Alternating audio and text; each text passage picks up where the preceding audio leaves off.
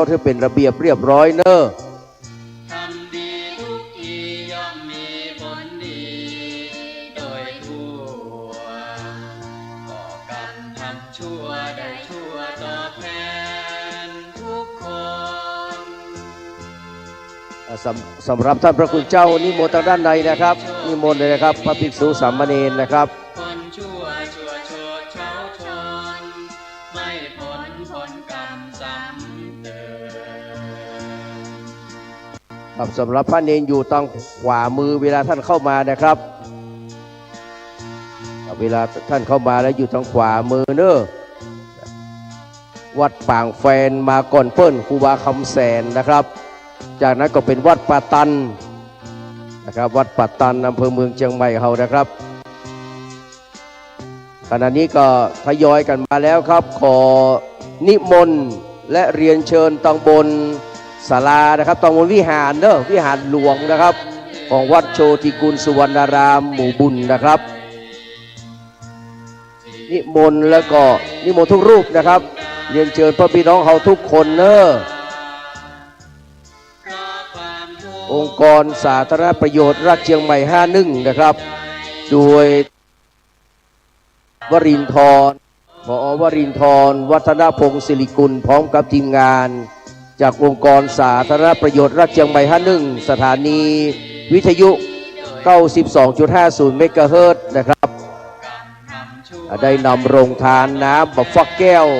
นะครับมาเป็นที่เรียบร้อยนะครับต้อนรับท่านดร.กรภพศรีสันนะครับศรีสันนะครับดร.กรภพศรีสันปริญญาธรรม9ประโยคมัคคณายกนะครับนามอุโคตประจำศาลา3วัดป่าแพ่งนะครับวันนี้คือเกียรติมาร่วมงานด้วยนะครับ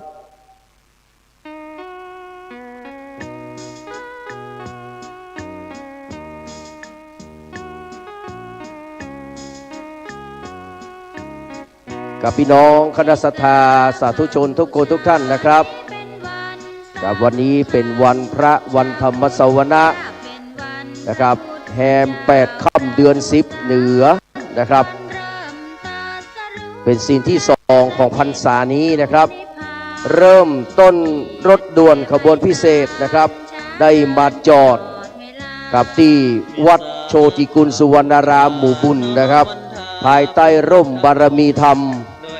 นะครับของท่านพระครูสังฆรักษ์นัตถิพัฒน์นัตกโรนะครับพร้อมกับพระภิกษุสงฆ์องค์เนรกับพระคุณเจ้าขอนิมนต์ทางด้านนี้นะครับนิมนต์เนอะ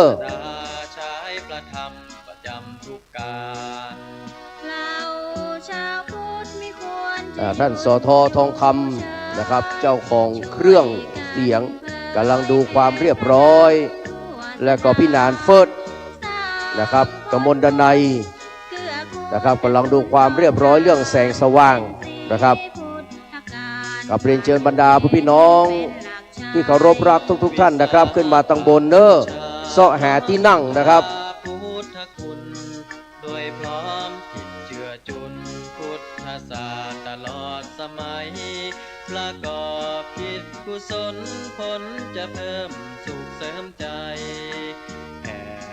วันนี้เราเริ่มที่วัดนะครับหมู่บุญโชติกุลสุวรรณารามนะครับ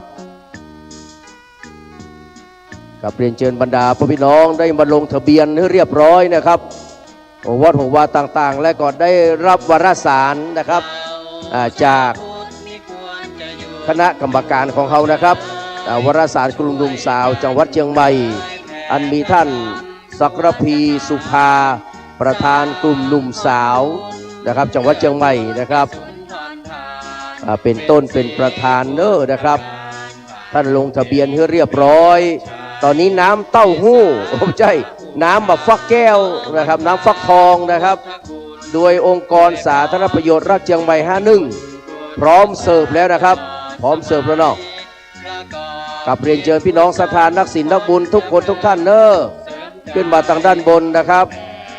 กลับมาเสาะหาที่นั่งเนอะ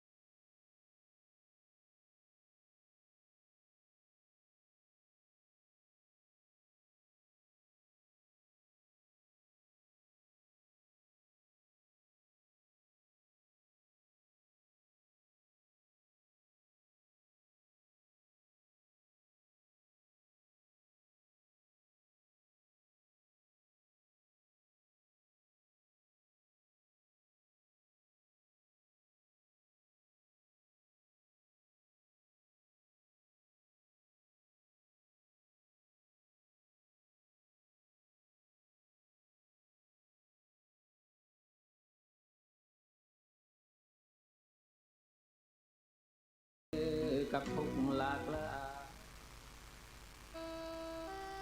ย ชุมชนหนองเส้งฟ้าห้ามนะครับอันนี้เราจะปรับเสียงไปเรื่อยๆนะครับปรับเสียงไปเรื่อยโดยท่านสททองคำนะครับก็หาที่นั่งนะครับพี่น้องที่กำลังเดินทางมาถึงนะครับกับยินดีต้อนรับทุกชุมชนทุกหัววัดทุกโรงเรียนนะครับทุกรูปทุกตนทุกองค์ทุกคนทุกท่านนะครับเข้าสู่อารามพวงแก้วของวัดโชติกุลสุวรรณารามหมู่บุญนะครับแก้วแดงซ้อหาที่นั่งนะแก้วแดงเนอะซ้อหาที่นั่งนะครับ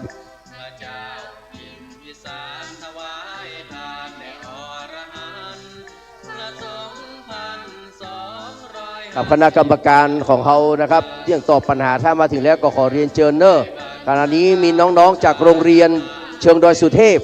นะครับน้องๆที่จะตอบปัญหามาใกล้ๆเพื่อนนะลุงเนอะนะครับเดี๋ยวเพื่อจะใส่ป้ายให้นะครับเดี๋ยวเพื่อจะใส่ป้ายโรงเรียนป้ายวัดนะครับ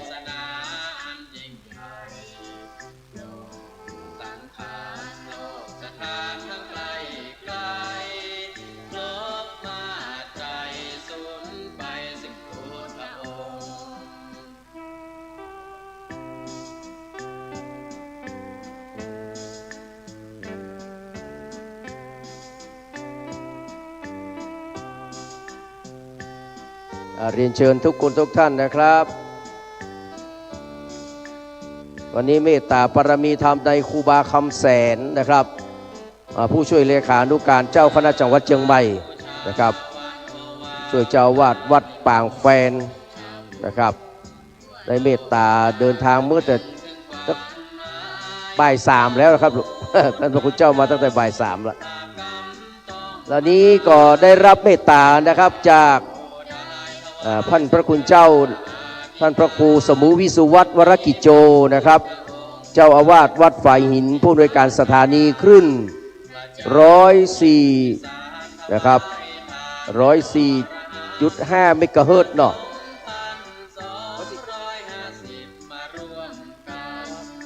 ต้อนรับท่านพระครูใบดิกาสมัครยานสีโลนะครับผู้ช่วยเจ้าอาวาสเลขานุการนะครับเจ้าคณะผู้ช่วยเลขานุการเจ้าคณะจังหวัดเชียงใหม่นะครับครับวันนี้มีรายชื่อสำหรับที่จะตอบปัญหาเนาะเด็กๆนะครับวัดสีโซดาวัดฝายหินวัดช่างเคียนวัดเจ็ดยอดวัดป่าตันวัดโชติกุลสุวรรณารามและวัดยางกวง7 วัดนะครับ7 วัดนะครับมาแล้วก็มารายงานตัวได้เลยเนอะมานั่งใกล้ๆคณะกรรมการเลยนะครับวัดศรีโสดา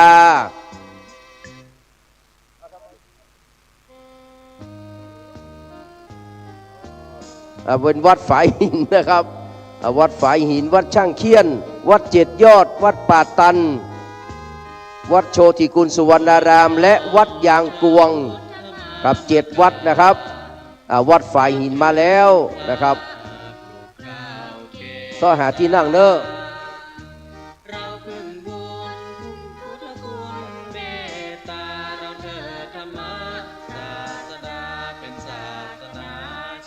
สำหรับน้องๆที่ตอบปัญหานะครับ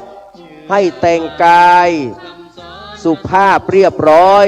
อย่าใส่เสื้อยืดกางเกงยีนนะครับถ้ามีชุดนักเรียนก็ใส่ชุดนักเรียนมาเลยนะครับน้องๆที่ตอบปัญหานะครับทุกวัดนะครับแต่งกายให้สุภาพเรียบร้อยนะครับอย่าใส่กางเกงยีนเสื้อยืดนะครับสวมเสื้อยืดไม่ได้นะครับอย่ากางเกงขาสั้นก็ไม่ได้ต้องเป็นชุดนักเรียนถ้าดีนะครับเป็นชุดนักเรียนนะครับให้สุภาพเรียบร้อยนะครับครับขณะนี้พี่น้องเขากำลังลั่งไหลทยอยมาวัดยางกวงก็มาแล้วนะครับวัดยางกวงก็มาแล้วภายใต้ร่มเมตตาบารมีธรรมในท่านพระครูปลัดธินวัฒน์ญาณสิทธิวาทีนะครับเจ้าอาวาสนะครับครับนิมนต์พระสงฆ์องค์เจ้านะครับนิมนต์นั่งเนอะที่เต้นอาดนะครับที่ได้เตรียมไว้เนาะนะครับนิมนต์เลยนะครับพี่น้องศรัทธาเขาก็ซ้อหาเก้าอี้นั่งเลยครับ นั่งมาตั้งหน้าให้เต็มเนอะแม่บัวสหาที่นั่งดีๆเนอะแม่บัว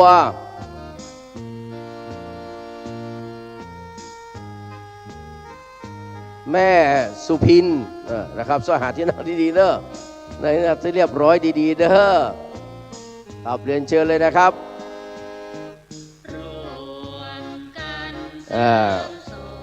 กลุ่มหนุ่มสาววัดเจ็ดยอดมาแล้วนะครับเรียนเชิญสหาที่นั่งเนอะครับโดยพ่อจรัญไปเอวมาแล้วเนาะพ่อจรัญไปเอวมาตะคืนจะเจ้านี่นะครับมาตันมาวัดอยู่เนอะเพิ่นไปทัศนาจรนะครับ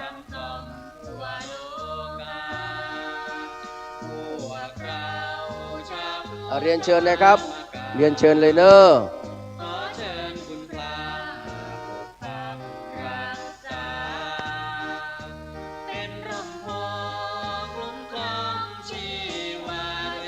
กับจ้างฟ้อนถ้าพร้อมแล้วก็ฟ้อนได้เลยเนอะขอบฟ้อนได้เลยเนอะจ้างฟ้อนนะครับจ้างฟ้อนท่านพระครูไก่นะครับถ้าพร้อมแล้วตั้งแถวเลยเนอะตั้งแล้วก็เอาดิษไปคือท่านสทเนอะครับท่านสทประดิษฐ์ท่านสททองคำนะครับเขาจะได้ฟ้อนเลยนะครับตั้งแถวให้เรียบร้อยพร้อมแล้วเรียนเชิญเลยนะครับ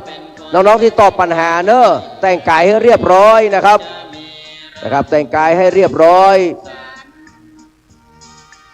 จ้างฟ้อนสาวๆทั้งหลายนะครับเตรียมตัวให้พร้อมเลยนะครับเดี๋ยวจะไม่มีเวลานะครับเขาทำเวลาให้พร้อมก่อนเปิ้ลนะครับครับเรียนเชิญเลยนะครับ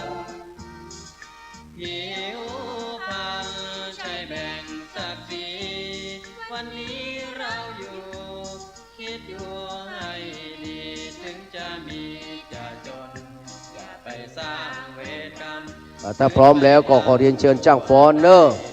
หมู่เฮาเพื่อกำลังใจกับจ้างฟ้อนเฮาตัวนะครับครับไหวสาแม่ธรณีเจ้าที่เสื้อวัดเสื้อวาที่ปกปักรักษาหน้าวัดหมู่บุญแห่งนี้นะครับ วันนี้ทางกลุ่มหนุ่มสาวจังหวัดเชียงใหม่ก็ได้มาทำกิจกรรมณวัดหมู่บุญโชติกุลแห่งนี้นะครับวันนี้เป็นวันแรกเริ่มของในรายการรถด่วนขบวนพิเศษนะครับวันนี้ตอนเจ้าเฮาก็พอสถานที่แล้วปลดฝนตกลงมาอย่างฟ้ารั่วนะครับพอมาถึงตอนนี้โอกาสเป็นใจโดยบุญบารมีของครูบาเจ้าศรีวิจัยนะครับเปิ้นได้ปัดได้ปลาเอาขี้เมฆขี้ฝนไปตกที่อื่นที่ไกลก่อนนะครับก็เป็นนิมิตหมายที่ดีนะครับก็ต้องขอบคุณพ่อแม่พี่น้องสมาชิกรถด่วนกลุ่มต่างๆที่มาร่วมวันนี้นะครับสำหรับรถลานะครับรถที่มารับส่งนั้นมาถึงแล้วเอาคนลงแล้วก็ขอให้จอดเป็นระเบียบเรียบร้อยนะครับเอาจะได้รู้ว่ารถจอดได้นักมากน้อยแค่ไหนนะครับก็ขอความร่วมมือกับโชเฟอร์ทั้งหลายนะครับบัดนี้ก็ได้มีกลุ่มบัดกลุ่มบามามากหน้าหลายตานะครับแต่เจ้าท่านพระโคไก่เปิ้นเห็นฝนตกเปิ้นก็วิตกกังวลว่าคนมันจะถึง12คนไหมนี่นะฮะเดี๋ยวนี้มันเกินแล้วนะครับมันเกินนะครับ12คนนะครับคิดว่าเดี๋ยวนี้ทุกกลุ่มนะครับก็หลั่งไหลกันเข้ามานะครับหลั่งไหลกันเข้ามาที่วัดหมู่บุญของเฮาโชติกุลแห่งนี้นะครับครับขอประชาสัมพันธ์ให้กับน้องๆเยาวชนนะครับที่จะตอบปัญหาธรรมะวันนี้นะครับให้มานั่งประจำที่ตรงข้างๆประชาสัมพันธ์ตรงนี้นะครับเพื่อคณะกรรมการเปิ้นมาเปิ้นจะได้จดเอาลายหมายเอาชื่อน้องๆมาจากกลุ่มวัดที่ไหนโรงเรียนไหนนะครับนั่งเป็นระเบียบเรียบร้อยสำหรับน้องๆที่มาตอบปัญหาวันนี้นะครับกรุณาแต่งกายให้เรียบร้อยนะครับเอาบัตรใส่เสื้อยืดกางเกงยีนนะครับเป็นนักเรียนก็ควรจะแต่งกายนักเรียนหรือว่าผ้าพื้นเมืองนะครับ วันนี้เป็นวันที่แรกเริ่มนะครับก็มันก็ชุกละหกน้อยติดคัดน้อยนะครับก็ต้องกราบขอสุมาอภัยกับเป็นน้องทุกกลุ่มทุกวัดทุกวานะครับบัดนี้คณะกรรมการตอบปัญหาธรรมะก็มาแล้วนะครับเดี๋ยวเพื่อนจะได้จดเอาลายหมายเอาชื่อนะครับท่านอาจารย์ประยงบุญช่วยนะครับเพื่อนมาแล้วนะครับ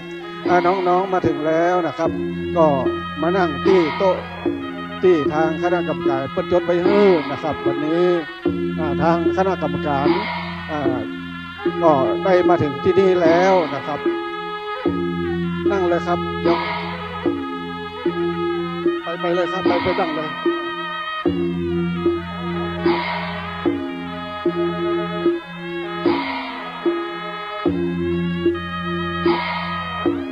วันนี้มีวัดใกล้ๆแถวๆนี้นะครับที่จะตอบปัญหาชิงรางวัลกันวันนี้สำหรับผู้ที่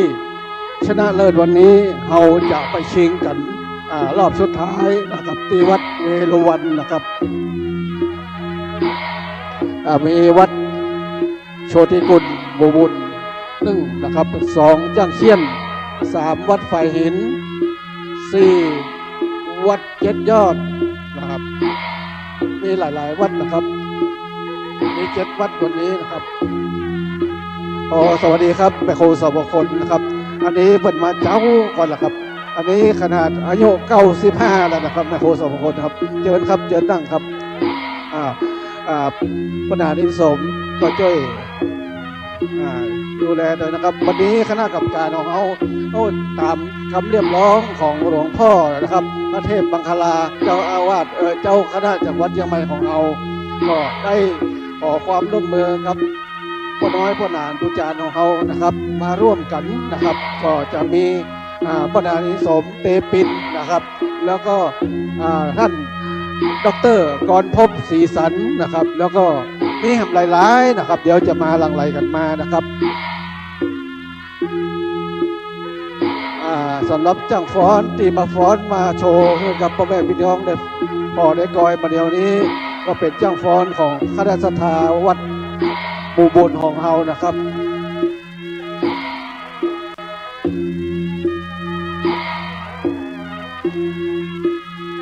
ทุกกลุ่มนะครับทุกกลุ่มมาถึงแล้วนะครับวันนี้สถานที่เฮาจัดบนศาลาหลังใหญ่บ่ต้องพะวงพะวังเรื่องฟ้าฝนนะครับบ่ต้องกลัวฝนตกฝนทำบ่ต้องหนีบ่ต้องกางจ้องนะครับเอาอยู่ตรงนี้นะครับน้องๆที่จะตอบปัญหาธรรมะวันนี้นะขอเชิญนะครับขอเชิญนะครับเดินมาบนศาลาแห่งนี้นะครับเดี๋ยวเขาจะได้จดเอาลายหมายเอาชื่อน้องๆทุกคนนะครับที่มาตอบปัญหาธรรมะวันนี้นะครับมีอยู่เจ็ดกลุ่ม7วัดนะครับขอเรียนเชิญนะครับมาถึงแล้วนะครับมาถึงแล้วมาพอที่นั่งเขาจัดไว้ตรงนี้นะครับเอาได้จัดไว้ที่นั่งไว้ตรงนี้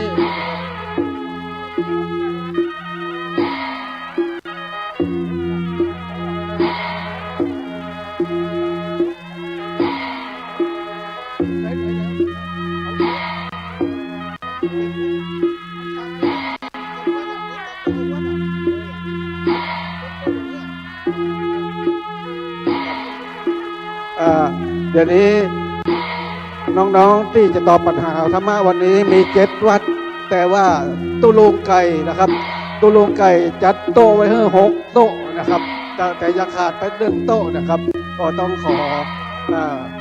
สุมาครับตุลุงนะครับจัดโต๊ะมาหารต้น1โต๊ะแล้วก็2เก้าอี้นะครับก็ อ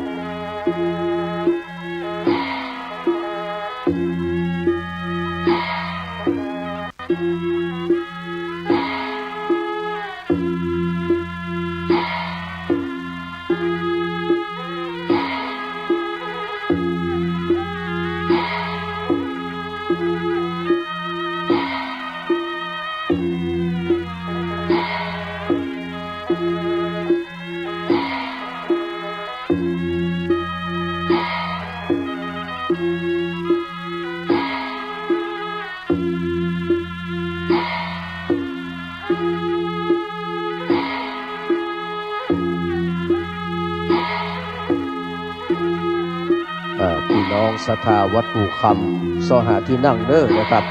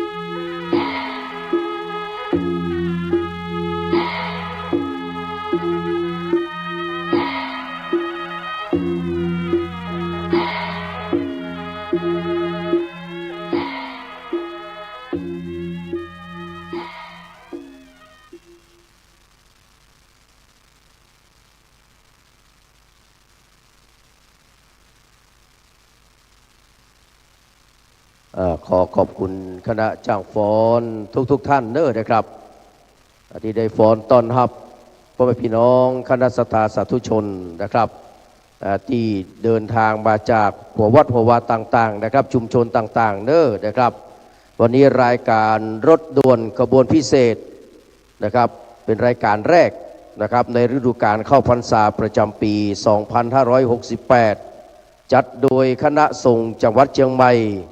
สภานักธรรมจังหวัดเชียงใหม่นะครับพุทธสมาคมจังหวัดเชียงใหม่สมาคมยุวพุทธิกสมาคมจังหวัดเชียงใหม่สภาวัฒนธรรมอำเภอเมืองจังหวัดเชียงใหม่มูลนิธิพุทธสมาคมชมรมอนุรักษ์วัฒนธรรมประเพณีท้องถิ่นจังหวัดเชียงใหม่ชมรมลูกเสือเจ้าบ้านจังหวัดเชียงใหม่นะครับทศปชนะครับอำเภอเมืองเชียงใหม่นะครับและพี่น้องเขาทุกภาคส่วนเนอะดำเนินการโดยคณะกรรมการบริหารกลุ่มหนุ่มสาวจังหวัดเชียงใหม่นะครับโดยเริ่มกิจกรรมวันนี้เป็นวันแรกนะครับคือวันที่ 18 กรกฎาคม 2568 ซึ่งจัดให้มีกิจกรรมฟังเทศทุกวันพระและจะไปจัดกิจกรรมฟังเทศรายการพิเศษแถม2 เตื้อนะครับรวมถึงหมด12 ครั้ง12 เตื้อนะครับในแต่ละครั้งจะจัดให้มีการแข่งขันตอบปัญหาธรรมะสำหรับเยาวชนบริจาคทรัพย์เป็นทุนการศึกษาบริจาคทรัพย์ตามโครงการรวมน้ำใจสู่ยอดดอยนะครับการฟังเทศแต่ละครั้งก็จะมีสมาชิกกลุ่มหนุ่มสาวจังหวัดเชียงใหม่เข้าร่วมกิจกรรมนะครับเป็นจำนวนนักเช่นเดียวกันนะครับซึ่งได้รับการสนับสนุนจากเจ้าอาวาสทุกวัดประธานกลุ่มหนุ่มสาวทุกวัดทุกชุมชนและองค์กรชาวพุทธนะครับในการสนับสนุนนะครับโดยปากันมาร่วมกันฟังเทศซึ่งการจัดกิจกรรมมีวัตถุประสงค์ดังนี้นะครับ 1. เพื่อเผยแพร่พุทธธรรมนะครับ 2. เพื่อแนะนำให้เกิดความรู้ 3. เพื่อเชิดชูความสามัคคี 4. เพื่อส่งเสริมประเพณีวัฒนธรรมและ 5. เพื่อน้อมนำไปประพฤติปฏิบัติเพื่อเกิดความร่มเย็นเป็นสุขในสถาบันครอบครัวและสังคมต่อไปนี่คือวัตถุประสงค์นะครับของการจัดกิจกรรมรถด่วนขบวนพิเศษของกลุ่มหนุ่มสาวจังหวัดเชียงใหม่นะครับ กราบถวายการต้อนรับท่านพระครูครับปรัตถินวัดญาณสิทธิวาทีนะครับจากวัดยางกวงกับได้เมตตาเดินทางมาถึงแล้วน้องๆที่จะตอบปัญหาธรรมะนะครับจากโรงเรียนต่างๆจากวัดต่างๆนะครับตอนนี้เขาได้นำป้ายนะครับของน้องๆนะครับมาตั้งไว้วางไว้ตามโต๊ะต่างๆไปที่เรียบร้อยนะครับมาแล้วในบางส่วนนะครับบางส่วนก็ลงไปซอกเข้าห้องน้ำห้องท่านี่นะครับ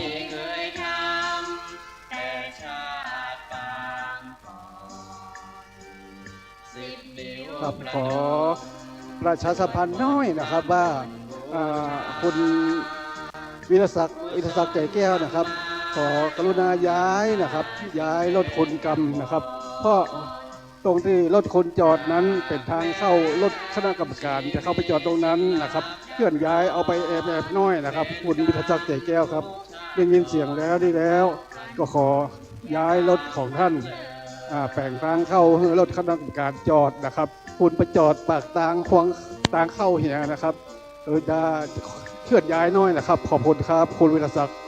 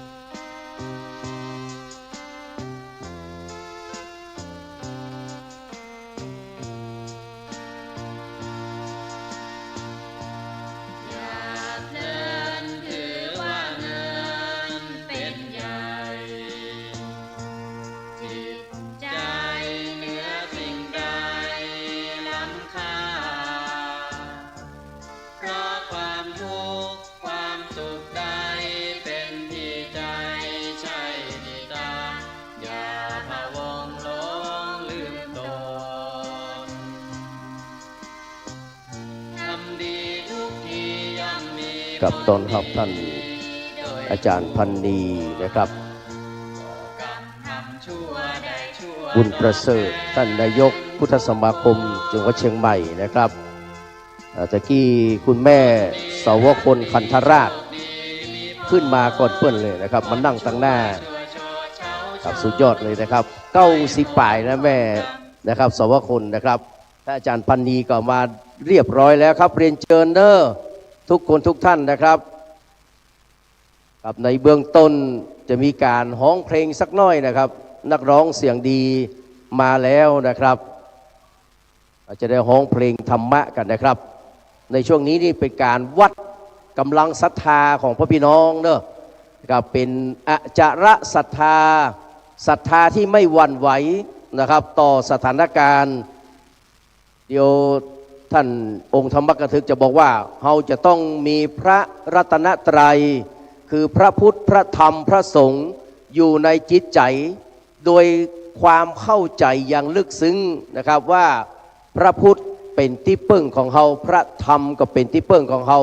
พระสงฆ์ก็เป็นที่พึ่งของเราสิ่งที่เกิดขึ้นนั้นเป็นเรื่องของปัจเจกเรื่องเฉพาะบุคคลศาสนาหาได้เกี่ยวข้องได้ไหมนะครับศาสนธรรมคำสั่งสอนทั้งหลายขององค์สมเด็จพระสัมมาสัมพุทธเจ้ายังคงอยู่ยังคงตั้งมั่นเป็นพระสัทธรรมเมื่อเราได้ปึ้งนะครับเมื่อเราได้ปฏิบัติแล้วก็เป็นที่เพิ่งตั้งใจอย่างสูงส่งของเราตลอดมาคือพระรัตนตรัยกับวันนี้องค์ธรรมกถึกนะครับเป็นเรียกว่าขบวนแรกขบวนพิเศษกับที่มาลงที่วัดโชติกุลสุวรรณารามวันนี้นะครับพี่น้องจะได้ฟังธรรมะอย่างมีความสุขและเข้าใจนะครับวันนี้ถือว่าโชคดีนะครับทุกคนทุกท่านนะครับมาถึงแล้วก็ขอเรียนเชิญเรียนเชิญทุกองค์กรทุกคณะทุกวัดนะครับเข้ามาดังด้านในนั่งฮือเต็มนะครับครับในเบื้องต้นนั้นถ้าอาจารย์พันนีพร้อมสักครู่หนึ่งนะครับจะได้เรียนเชิญฮ้องเพลงนะครับได้ฮ้องเพลงแล้วก็จากนั้นเราจะได้เข้าสู่พิธีในช่วงการได้เรียนเชิญประธานจุดธูปเทียนบูชาพระรัตนตรัยจะได้ไหว้พระนะครับสวดสรรเสริญพระพุทธคุณพระธรรมคุณพระสังฆคุณนะครับ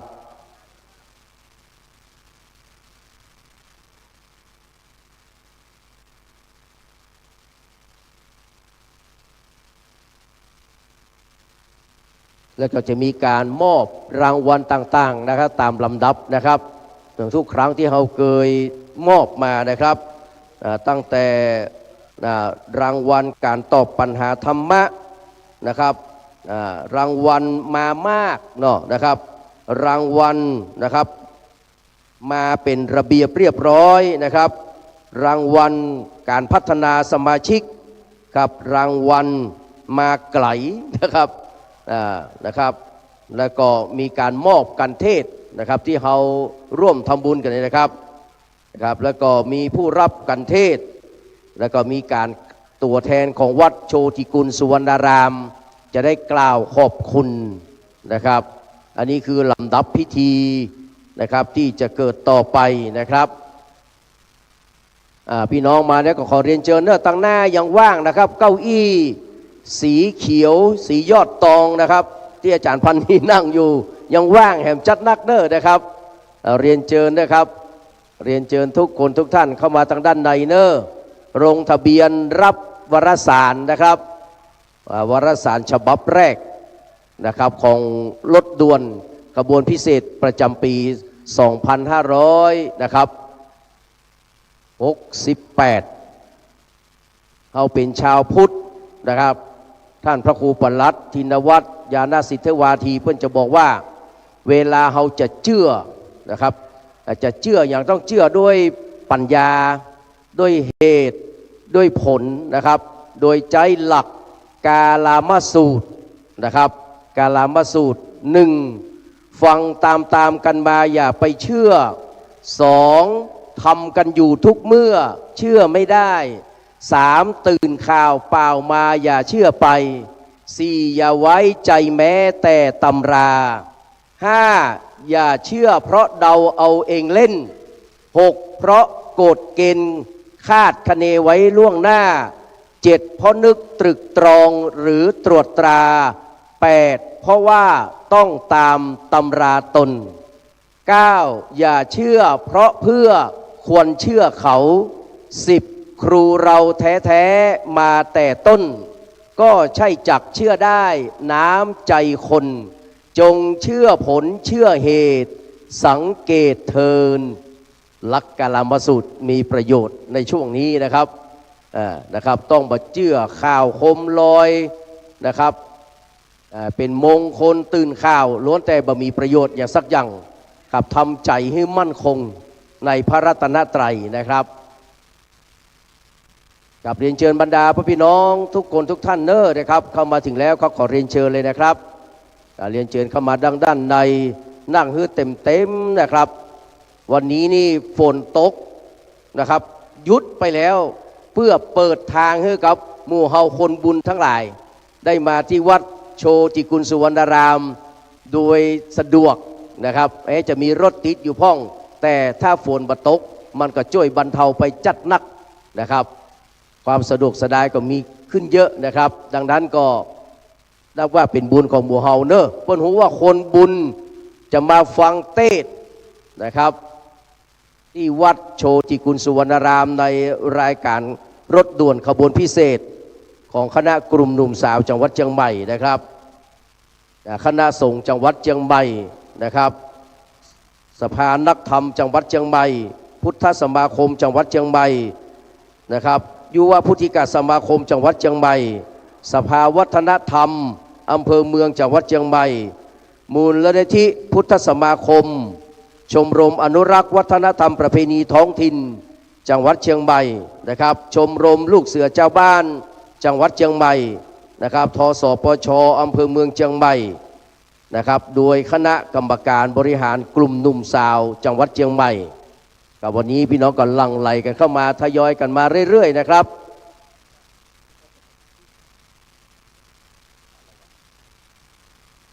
กับสำหรับ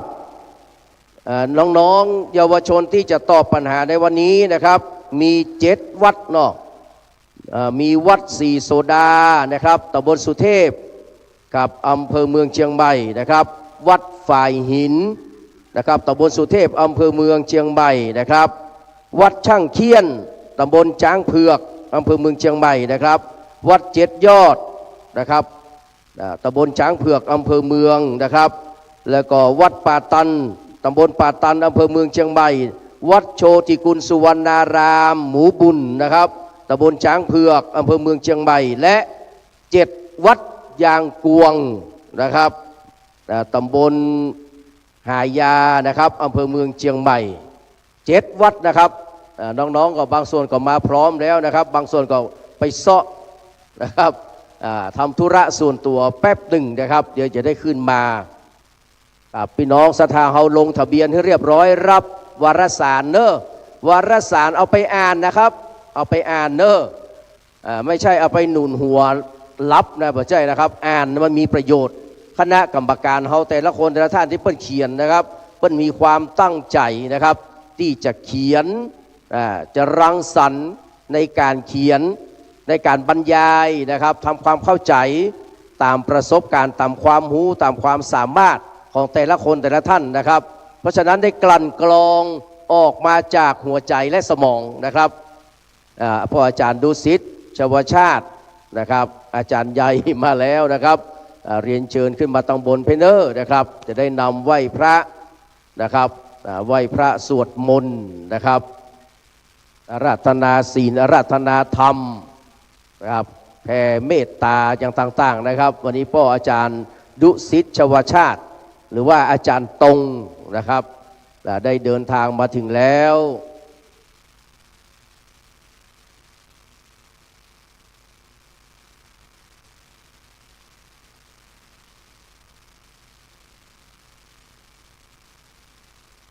กับพี่น้องท่านผู้มีเกียรติทุกท่านนะครับมาถึงแล้วก็ขอเรียนเชิญเนอขึ้นมาตังบนวิหารอันนี้เป็นวิหารนะครับวิหารหลวงของวัดโชติกุลสุวรรณารามนะครับภายใต้ร่มบารมีธรรมของท่านพระครูสังฆรักษ์นัตติพัฒนนัทกโรหรือว่าครูบาไก่พลอยนะครับ เจ้าอาวาสพร้อมกับพระสงฆ์องค์เนนนะครับได้ถวายการต้อนรับท่านพระคุณเจ้าพระมหาเถรานุเถระพระภิกษุสามเณรตลอดถึงบรรดาพระพี่น้องคณะศรัทธาสาธุชนนักศีลนักบุญทุกคนทุกท่านนะครับที่เริ่มต้นมาจอดรถด่วนขบวนพิเศษที่วัดโชติกุลสุวรรณารามนะครับ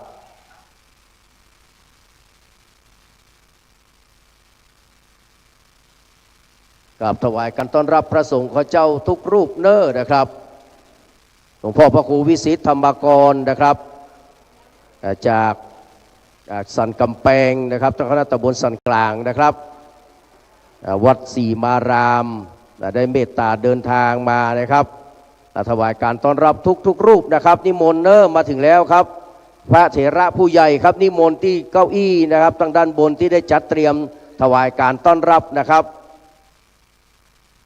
กับนิมนต์เลยนะครับท่านอาจารย์สมุกฤษดาประภัสโรนะครับเจ้าวัดบกครกน้อยนะครับ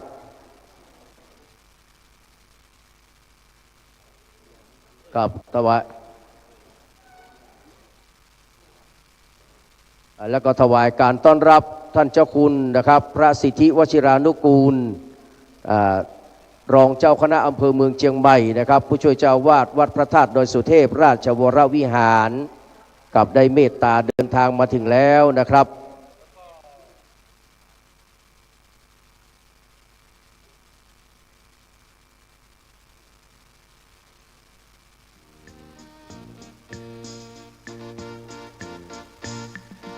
เกิ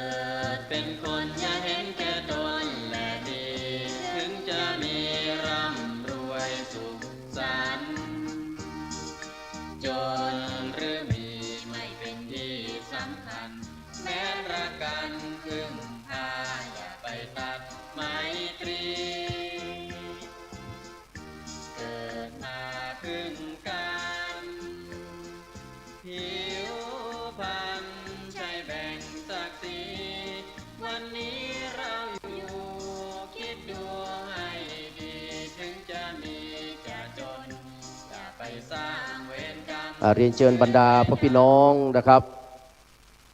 มาถึงแล้วก็ขอเรียนเชิญเนอท่านอาจารย์มานิตนะครับขันธสีมานายกยุวพุทธิกสมาคมจังหวัดเชียงใหม่ครับอันนี้รุ่นแรกรุ่นบุกเบิกนะครับได้เดินทางมาถึงแล้วครับท่านอาจารย์ครับเรียนเชิญเลยครับ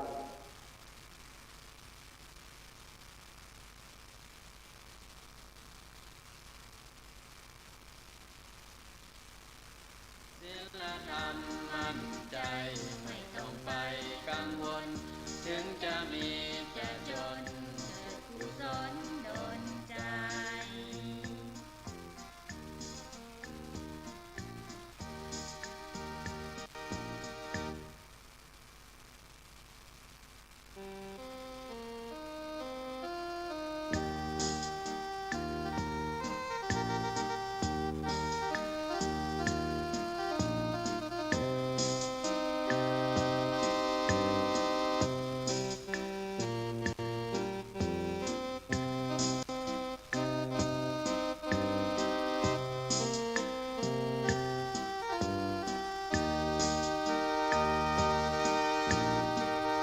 โลกนี้นี่ดูยิ่งดูยอกย้อนเปรียบเหมือนละครถึงบทเมื่อตอนร้าวใจบทบาทลีลาแตกต่างกันไปถึงสูงเพียงไรครับตอนนี้ขอถวายการต้อนรับนะครับพระเดชพระคุณหลวงพ่อพระเทพปริยัติที่ปรึกษาเจ้าคณะภาค7เจ้าวาดวัดเพชรยอดพระอารามหลวงนะครับได้เมตตาเดินทางมาถึงเป็นที่เรียบร้อยนะครับครับตอนนี้ท่านอาจารย์มานิตขันธสีมาเป็นที่เรียบร้อยเดี๋ยวอาจารย์จะได้นำร้องเพลงธรรมะในเบื้องต้นนะครับของกระท่านอาจารย์พันนีตัวเนอร์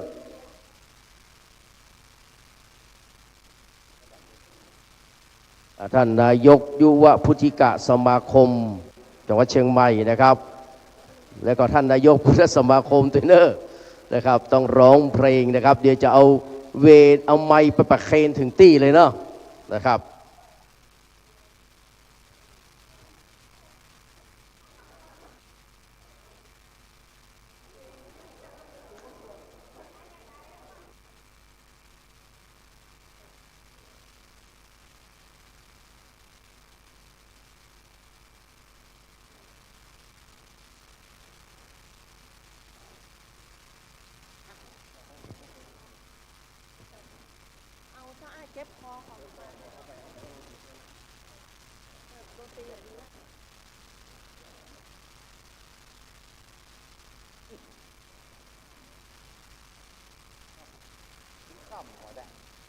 เรียนเชิญท่านอาจารย์มานิดเลยครับครับขอบคุณครับท่านจะจำมาได้เนื้อเพลงใครเนื้อเพลงฮ้องก็ขอเปิดฮ้องตัวเองกันแล้วกันนะครับครับเพลงแรกเนาะเพลงร่มอารามนะครับซึ่งวันนี้เราได้มาที่วัดหมู่บุญนะครับก็หรือว่าวัดโจติกุลสุวรรณารามนะครับวัดนั้นมีความสำคัญเป็นอย่างยิ่งวัดจะเล็กจะใหญ่จะน้อยจะหยังก็บ่สำคัญเพราะวัดมีความสำคัญที่อยู่ที่ว่ามีพระสงฆ์ได้ปฏิบัติดีปฏิบัติชอบศรัทธามาใจวัดนะครับเพื่อเป็นประโยชน์นะครับนั่นแหละคือฮ้องว่าวัดนะครับดังเพลงล่มอารามครับวัดเป็นบุญญาเขตวิเศษสถานเหมือนทิพย์วิมานของหมู่ประชาสะอาดตื่นร่มด้วยร่มเงาไม้ได้ร่วมศรัทธาสมเป็นสาราแห่งพักพึ่งใจเห็นพระประธานเหนือแท่นทำรงเหมือนพุทธองค์เนื้ออาจอำไพแต่ทำจุนเจืออกเอื้อเราพอปากป้องควงภัยขอน้อมดวงใจกราบไหว้วันทา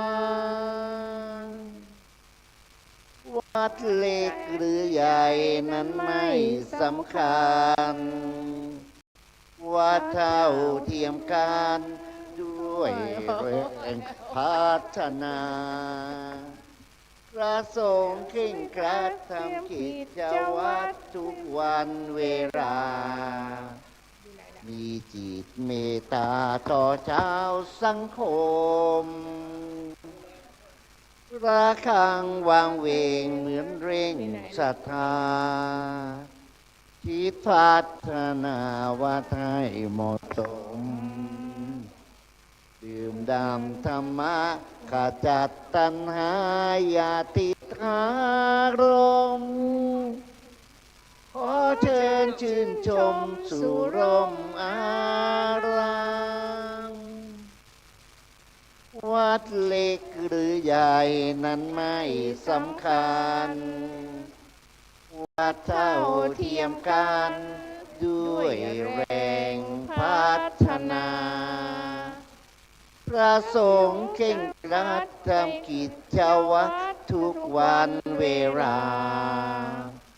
มีจิตเมตตาต่อชาวสังคมระฆังวางเวงเหมือนเร่งศรัทธาคิดพัฒนาวัดให้เหมาะสมดื่มด่ำธรรมะขจัดตัณหาอย่าติดอารมณ์ขอเชิญชื่นชมสู่ร่มอารามครับวันนี้อาจารย์พันนีบัตตาเตื้อเจ้ากินนอมันคันคอเลยครับห้องบ่ได้นะครับสุมาตวะอาทิตย์หน้าจะมาห้องใหม่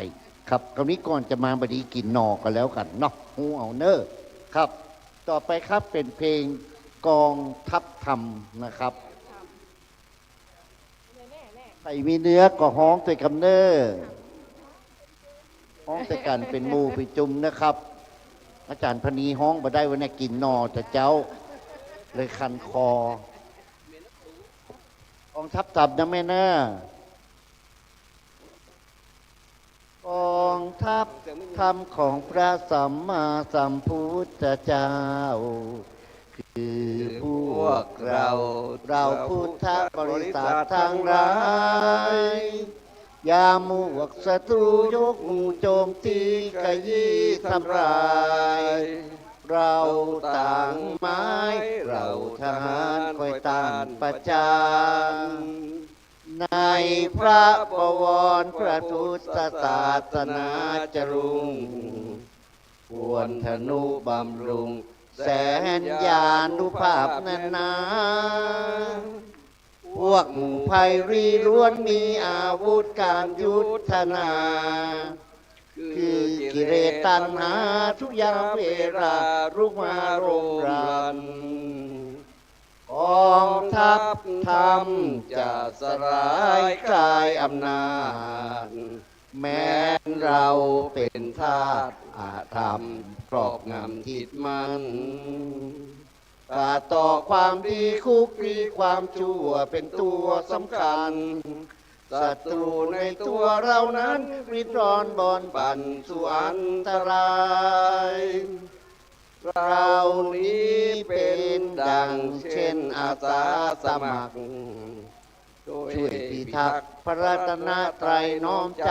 ถวายเพื่อเกียรติธรรมคุณนุ่นเนืองในชาติศาสนามีกลายจวบชีพมารายน้อมใจกายถวายพระธรรมกองทัพธรรมจะสลายคลายอำนาจแม้นเราเป็นทาสอาธรรมครอบงำจิตมันกระต่อความดีคุกคีความชั่วเป็นตัวสำคัญศัตรูในตัวเรานั้นริดรอนบอนบั่นสู่อันตรายเรานี้เป็นดังเช่นอาสาสมัครช่วยพิทักษ์พระรัตนตรัยน้อมใจถวายเพื่อเกียรติธรรมคุณนุ่นเนืองในชาติศาสนามีกลายจวบชีพมารายน้อมใจกายถวายพระธรรมพี่น้องกลุ่มสาวนะครับถ้ามาแล้วขอมานั่งตั้งหน้านี้ก่อนนี่มันเต็มมันงามนะครับตั้งหน้ายังว่างจะนั่งเดปเนอร์มานั่งตั้งหน้านี้ก่อนนะครับเวลาฟังเทศฟังธรรมใครได้นั่งหน้าได้หันทุเจ้าเนาะครับสำหรับเกือกคนมาก่อนนี่ถุงมันมีอยู่เดี๋ยวนี้ถุงมันหมดสมมติครับมานั่งตั้งหน้าก่อนนะครับมานั่งตั้งหน้าก่อนเนอครับเรายังมีเวลาร้องเพลงกันส่งตามเพลงเอาคุณสกแก้วเอาเพลงอย่างต่อไปครับ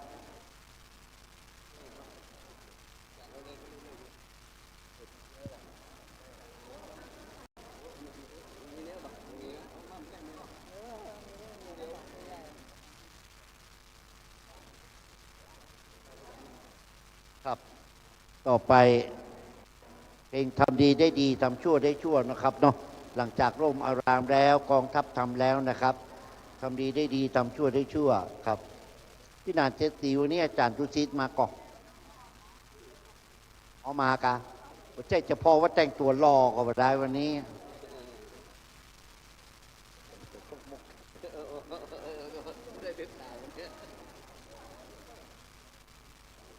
ครับเพลงทำดีได้ดีทำชั่วได้ชั่วนะครับไผ่ฮ้องได้ขอช่วยกันฮ้องกำนะครับวันนี้เราจะได้ฟังปาฐกถาสัมโมทนิกถาจากพระเดชพระคุณหลวงพ่อพระเทพปริยัติที่ปรึกษาเจ้าคณะภาค7นะครับท่านจะเมตตากล่าวสัมโมทนิกถาคือกับหมู่เฮานะครับเพื่อความเป็นสิริมงคลในการเริ่มต้นฟังเทศในฤดูกาลเข้าพรรษาปีนี้นะครับครับ ร้องเพลงร่วมกันทำดีได้ดีทำชั่วได้ชั่วเลยนะครับคนเราทุกคนไม่วนผลกรรมนำเนื่องตามดูเรื่องเกี่ยวเรื่องแต่กรรมของตนความดีคำจุนจากบุญกุศลความชั่วจากบาปทุกตนเพราะตนนั้นก่อเวรไว้ บางคนถือดีมั่งมีเพราะกรรมชั่วนั่นบาปสาบตัวเกลือกลัวมัวเมาเขาไปบางคนระอาว่าเหตุไฉนทำดีแต่จนเหลือใจ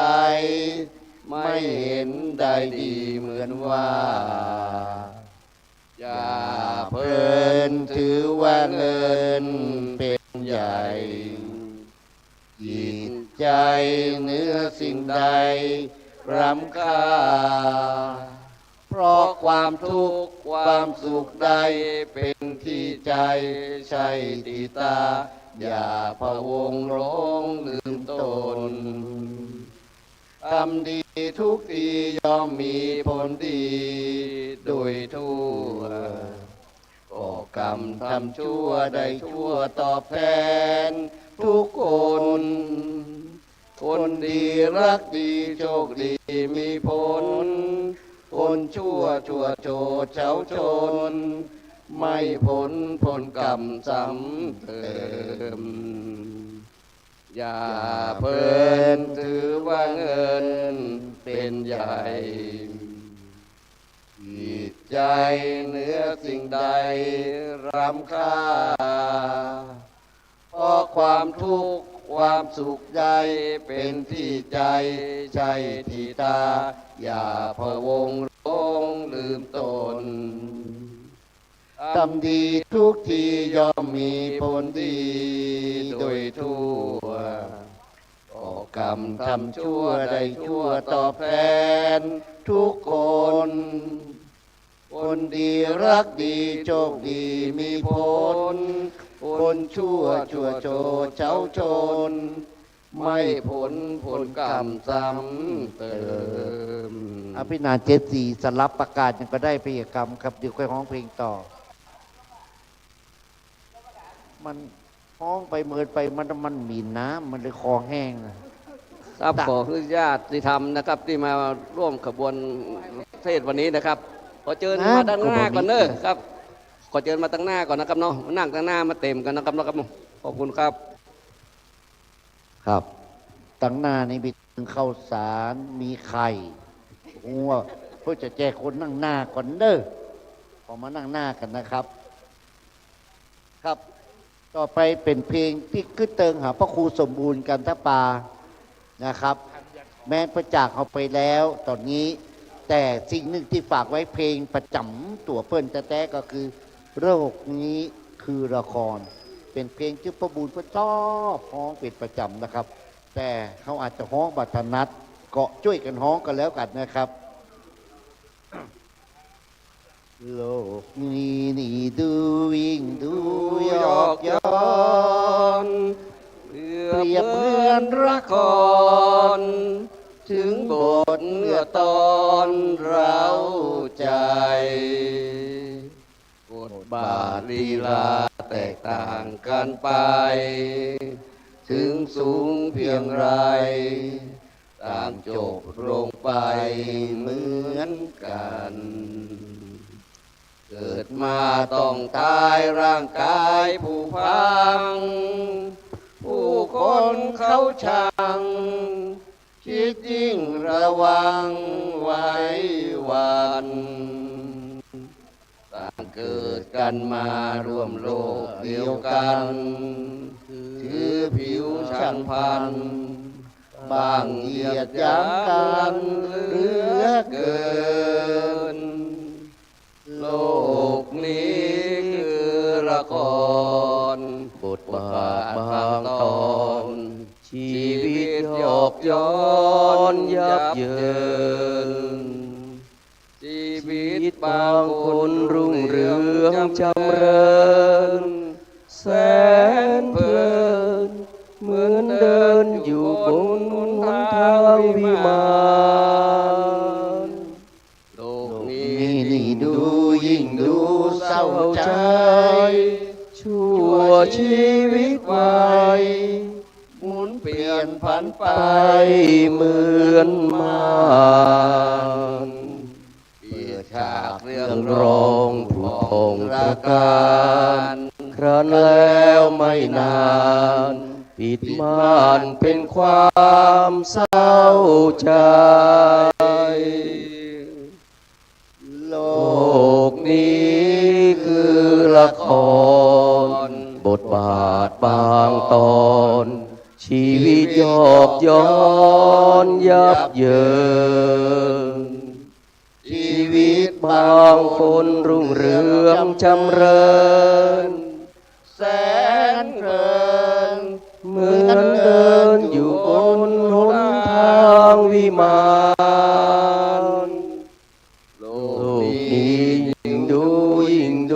โยกย้อนเปรียบเหมือนวิตวายหมุนเปลี่ยนผันไปเหมือนมารเปิดฉากเรื่องร้องผุดพงตระการครั้นแล้วไม่นานปิดม่านเป็นความเศร้าใจปรบมือให้อาจารย์มานิตกับท่านเสาแก้วหน่อยนะครับขอบพระคุณมากๆเลยครับวันนี้เราได้เพลงหลายเพลงเลยครับที่มีความหมายนะครับก่อนที่จะเข้าสู่พิธีนะครับในเบื้องต้นขออนุโมทนาครับเจ้าภาพกันเทศนะครับคุณธัญธรชาวดับธรรมรงวัดนะครับคุณสมฤทัยบุรณพัฒนาคุณแม่ละอขันธเดชคุณแม่เอื้องไพรตะทาคุณสุภราตะสุยะคุณแม่จิราสิงโตอ่อนคณะแม่อุไรเรียงสันเทียคุณแม่สำริดนะครับแล้วก็คุณอาม่าเอื้องนะครับแม่เองเนาะแม่นะครับจันจิราพรคำรินพ่ออำนาจแม่สิริพรนะครับแล้วก็คุณวันดีคำมูลนะครับคุณเข็มทองแรดสมศรีนะครับคุณฟองจิต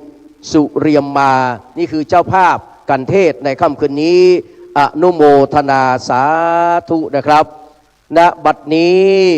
ได้เวลาอันสมควรแล้วที่เราจะได้นะครับลงจากรถด่วนขบวนพิเศษมานั่งในวิหารใหญ่หลังนี้นะครับภายใต้ปารมีธรรมพระเดชพระคุณหลวงพ่อพระเทพปริยัติที่ปรึกษาเจ้าคณะภาค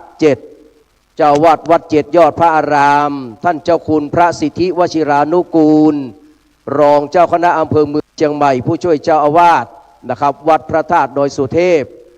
ราชวรวิหารและพระมหาเถรานุเถระเจ้าคณะพระสังฆาธิการพระภิกษุสามเณรทุกรูปพร้อมด้วยพี่น้องคณะศรัทธาสาธุชนพุทธบริษัททั้งหลายนะครับมาพร้อมกันเป็นที่เรียบร้อยแล้วพนักงานเทียนชนวนตั้งมั่นอยู่กับที่นะครับกับพนักงานเทียนชนวนตั้งมั่นอยู่กับที่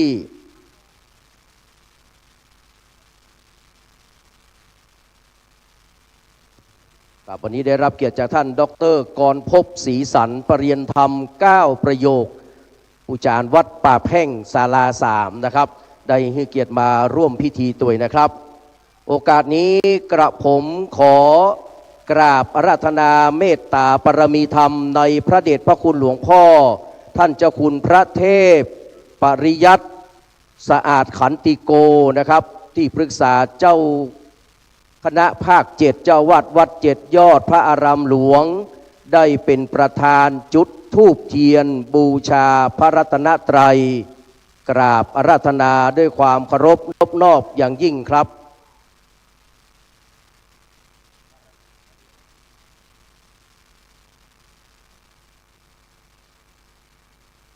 กับทุกคนทุกท่านได้ประนมมือขึ้นนะครับขณะนี้พระเดชพระคุณหลวงพ่อพระเทพปริยัติที่ปรึกษาเจ้าคณะ ภาคเจ็ดเจ้าวัดวัดเจ็ดยอดโพธิ์มหาโพธารามพระอารามหลวงนะครับกำลังจะได้กราบพระแล้วก็จะได้จุดธูปเทียนบูชาพระรัตนตรัยนะครับในขณะเดียวกันนะครับจากนั้นจะได้กราบอาราธนาท่านเจ้าคุณนะครับสิทธิวชิรานุกูลได้จุดเทียนธูปนะครับเครื่องทองน้อยต่อหน้าสารูปของนะครับท่านเจ้าคุณพระศรีธรรมนิเทศนะครับ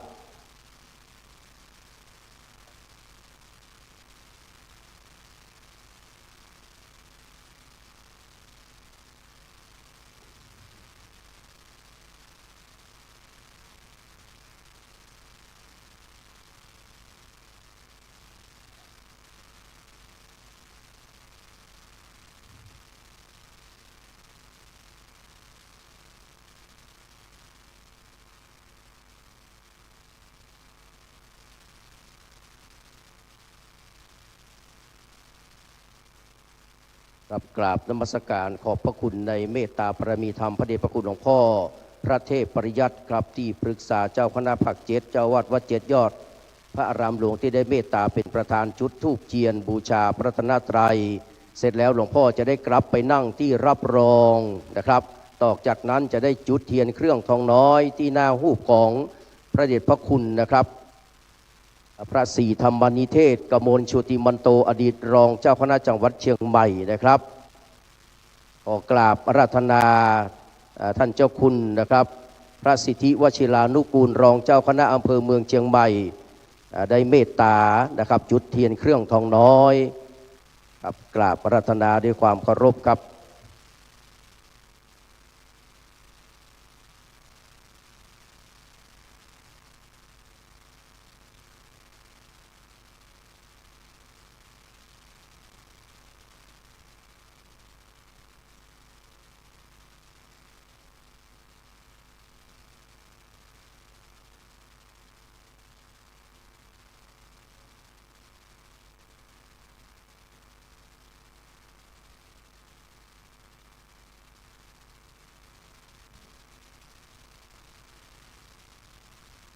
กับกราบนมัสการขอบพระคุณในเมตตาธรรมกับท่านเจ้าคุณพระสิทธิวชิรานุกูลเป็นอย่างยิ่งนะครับได้กราบนิมนต์ท่านไปนั่งที่รับรองครับจากนี้ไปพ่ออาจารย์พระนานดุสิตชวชาติจะได้นำไหว้พระสวดมนต์เป็นลำดับต่อไปครับเรียนเชิญครับ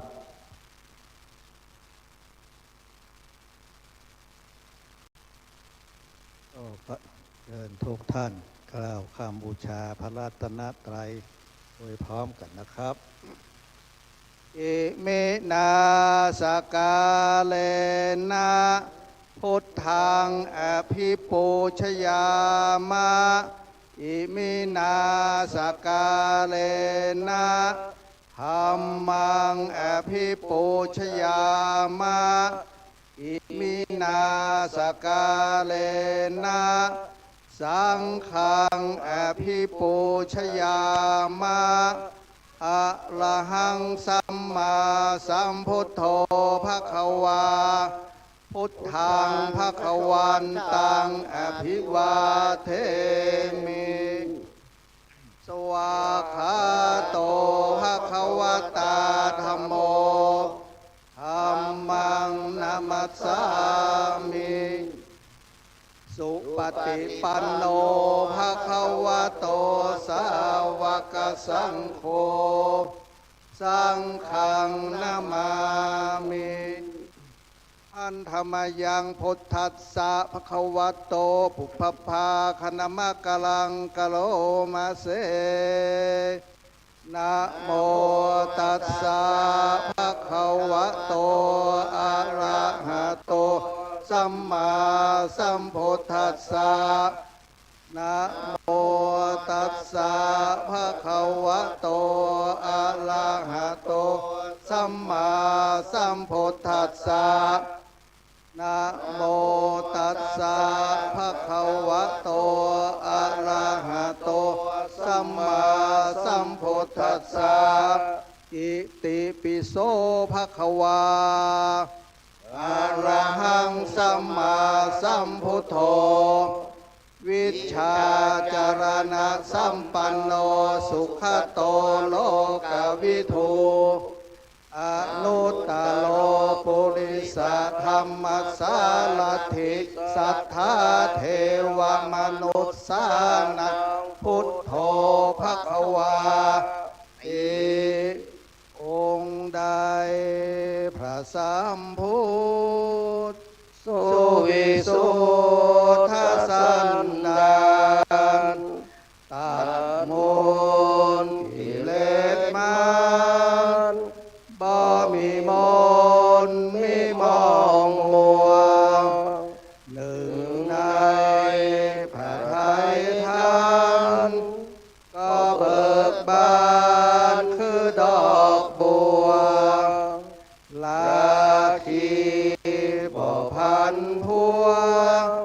สุวาคนทกรรมจรองค์ใดประกอบด้วย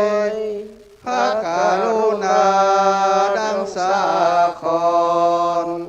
โปรดหมู่ประชากรมาลาโอคกันดานชี้ทางบรรเทาทุกข์และที่สุขเกษมสารชี้ทา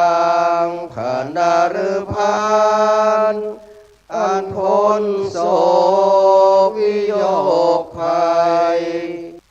พร้อมเบญจพิทัจจักสุจราวิมลใสเห็นเหตุที่ไกลไกลก็เห็นจบประจักษ์จริงกำจัดน้ำใจหยาบสันดานบาปแห่งชายหญิงสัตว์โลกได้พึงพิงมาลาบาบำเพ็ญบุญข้าขอประโนดน้อมศีลกล่าวบังคมคุณสัมพุทธการุณยาภาพนั้นนิรันดรสวาคาโตภะคะวะตาธัมโมสันทิฏฐิโกอากาลิโกเอหิปัสสิโกโอปัญญิโกปัจจตังเวทิตาโพวินโยเหติธรรมะคือคุณากรส่วนชอบสาธรดุจดวงประทีปชัชวาลแห่งองค์พระศาสดาจารย์ส่องสัตว์สันดานสว่างกระจ่างใจมนทำใดนับโดยมรรคผลเป็นแปดพึงโยนและก้าวกับทั้งนฤพานสมยาโลกอุดรพิสดารอันเลิกโอฬารพิสุทธิพิเศษสุขใสอีกทางต้นทางคันไล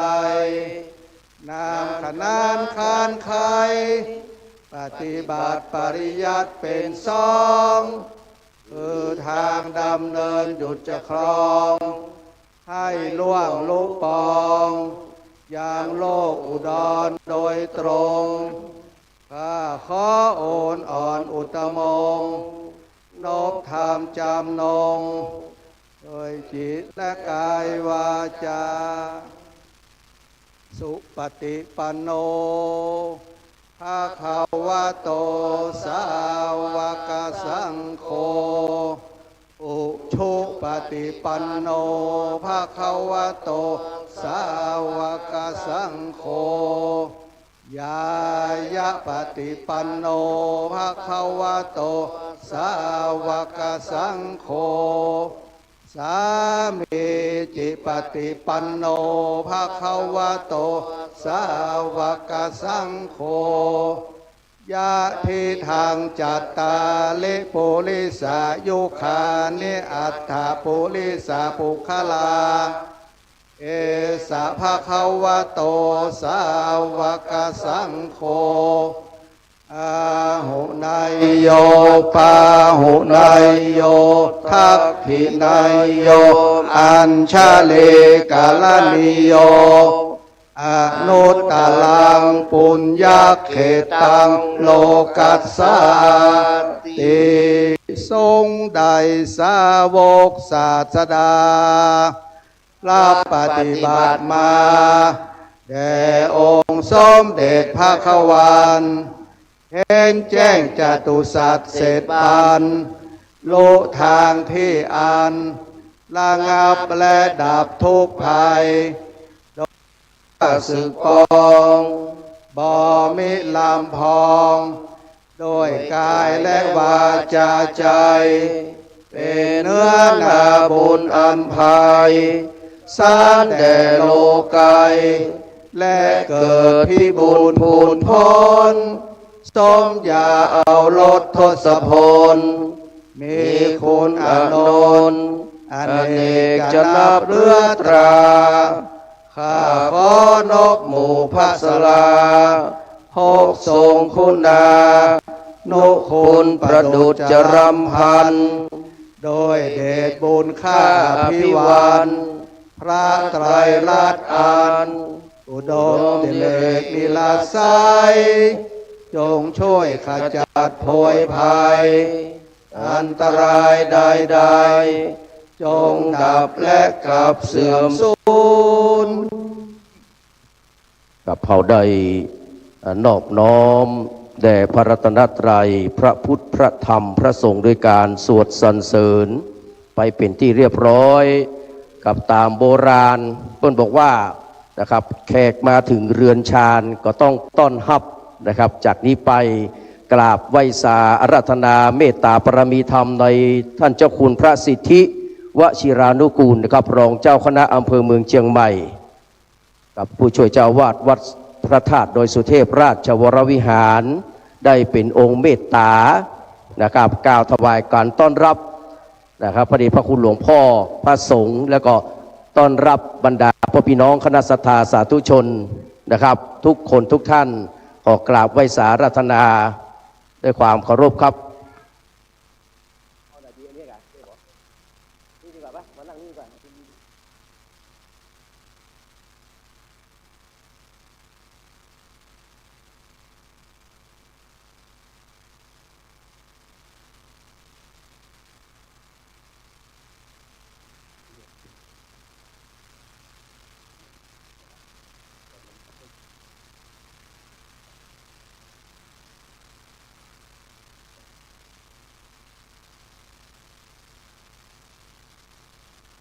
ขอความนอบน้อมของข้าพเจ้าจงมีต่อพระรัตนตรัยขอถวายความเคารพพระเดชพระคุณหลวงพ่อพระเทพปริยัติที่ปรึกษาเจ้าคณะภาค7ที่เคารพอย่างสูงยิ่งพระมหาเถรานุเถระท่านพระเจ้าอาวาสพระสงฆ์สามเณรที่นำคณะศรัทธามาร่วมในกิจกรรมรถด่วนขบวนพิเศษในฤดูกาลเข้าพรรษาประจำปี 2568 นัดแรกครั้งแรกขอเจริญพรญาติโยมท่านสาธุชนพุทธบริษัททั้งหลายในหลายๆภาคส่วนโดยเฉพาะอย่างยิ่งในส่วนของกลุ่มหนุ่มสาวและเครือข่ายในภาคส่วนต่างๆที่มีส่วนเกี่ยวข้องก็ขอเจริญพร ทุกท่านในนามของพระเดชพระคุณหลวงพ่อในนามท่านพระเดชพระคุณหลวงพ่อพระภาวนาธรรมาภิรัตน์เจ้าคณะอำเภอเมืองเชียงใหม่และท่านพระครูณัฐพิพัฒน์ท่านพระครูไก่เจ้าอาวาสผู้ดูแลณวัดโชติกุลสถานที่แห่งนี้วันนี้ด้วยความที่พระเดชพระคุณหลวงพ่อพระเทพปริยัติได้เมตตามาเป็นประธานในฝ่ายสงฆ์และก็หลวงพ่อผู้ที่เป็นหนึ่งในผู้ร่วมขบวนในรถด่วนขบวนพิเศษที่บ่เคยทอดทิ้งคณะสงฆ์และญาติโยมทั้งหลายนั่นก็คือหลวงพ่อพระมหาแก้วหรือว่าหลวงพ่อพระครูวัดสันปะคอยซึ่งไปที่ไหนจะเจอท่านตลอดเลยก็ขอกราบขอบพระคุณในความอุตสาหะในความมุ่งมั่นของหลวงพ่อที่เป็นลักใจให้กับญาติโยมสาธุชนทั้งหลายเป็นสังฆังสรณังคัจฉามิให้กับญาติโยมทั้งหลายญาติโยมทั้งหลายก็เป็นกำลังสำคัญเป็นบริษัทที่มีความเข้มแข็งได้หันแล้วก็มีความอุ่นใจเพราะว่าญาติโยมทั้งหลายทั้งผู้ใหญ่ทั้งผู้ที่กำลังสำคัญทั้งหลายทั้งปวงทุกวัดทุกวาเฮาก็มากันอย่างแน่นหนาวันละบะทิ้งกันเฮาทั้งหลายในฐานะของพุทธบริษัทสี่แล้วญาติโยมทั้งหลายวันนี้เฮามาทำหน้าที่กันวันนี้สิ่งที่เฮาได้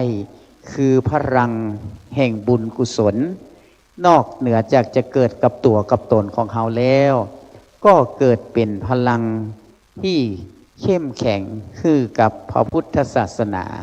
คือกับองค์กรของเฮามีความเข้มแข็งสืบต่อไปดังนั้นในวันนี้กัน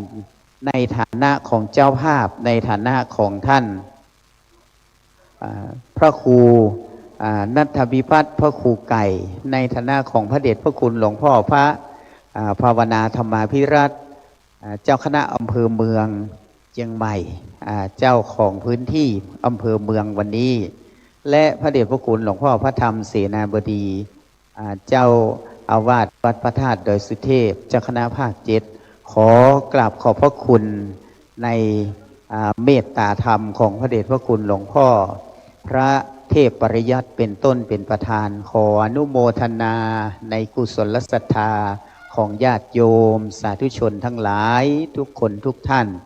ที่เรามีกุศลศรัทธาในศรัทธาที่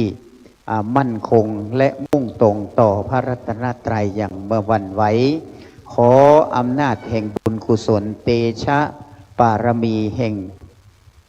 คุณพระรัตนตรัยได้ปกปักรักษาคุ้มครองญาติโยมท่านสาธุชนทั้งหลายคือมีความสุขใจสุขกายเจริญยิ่งด้วยจตุรพิษพรชัยคืออายุวันนะสุขภระปฏิภาณธรรมสารคุณสารสมบัติโดยยิ่งขึ้นไปเหมือนกันทุกท่านทุกคนด้วยเถิดสาธุ กับกราบนมัสการขอบพระคุณในเมตตาปรมีธรรมท่านเจ้าคุณพระสิทธิวชิรานุกูลกับเปลี่ยนธรรม5ประโยคท่านเป็นรองเจ้าคณะอำเภอเมืองเชียงใหม่ผู้ช่วยเจ้าวาดวัดพระธาตุดอยสุเทพราชวรวิหารได้เมตตานะครับได้กล่าวถวายการต้อนรับพระสงฆ์ข้าเจ้าและต้อนรับบรรดาพี่น้องคณะทานักศีลนักบุญเป็นที่เรียบร้อยจากนี้ไปนะครับเมตตาปรมีธรรมในพระเดชพระคุณหลวงพ่อท่านเจ้าคุณพระเทพปริยัติสะอาดขันติโกนะครับซึ่งเป็นที่ปรึกษาเจ้าคณะภาค7นะครับเป็นเจ้าอาวาสวัด7 ยอดพระอารามหลวง จะได้เมตตานะครับกล่าวสัมโมทนียคถาเป็นลำดับต่อไปกราบอาราธนาด้วยความเคารพนอบน้อมอย่างยิ่งครับ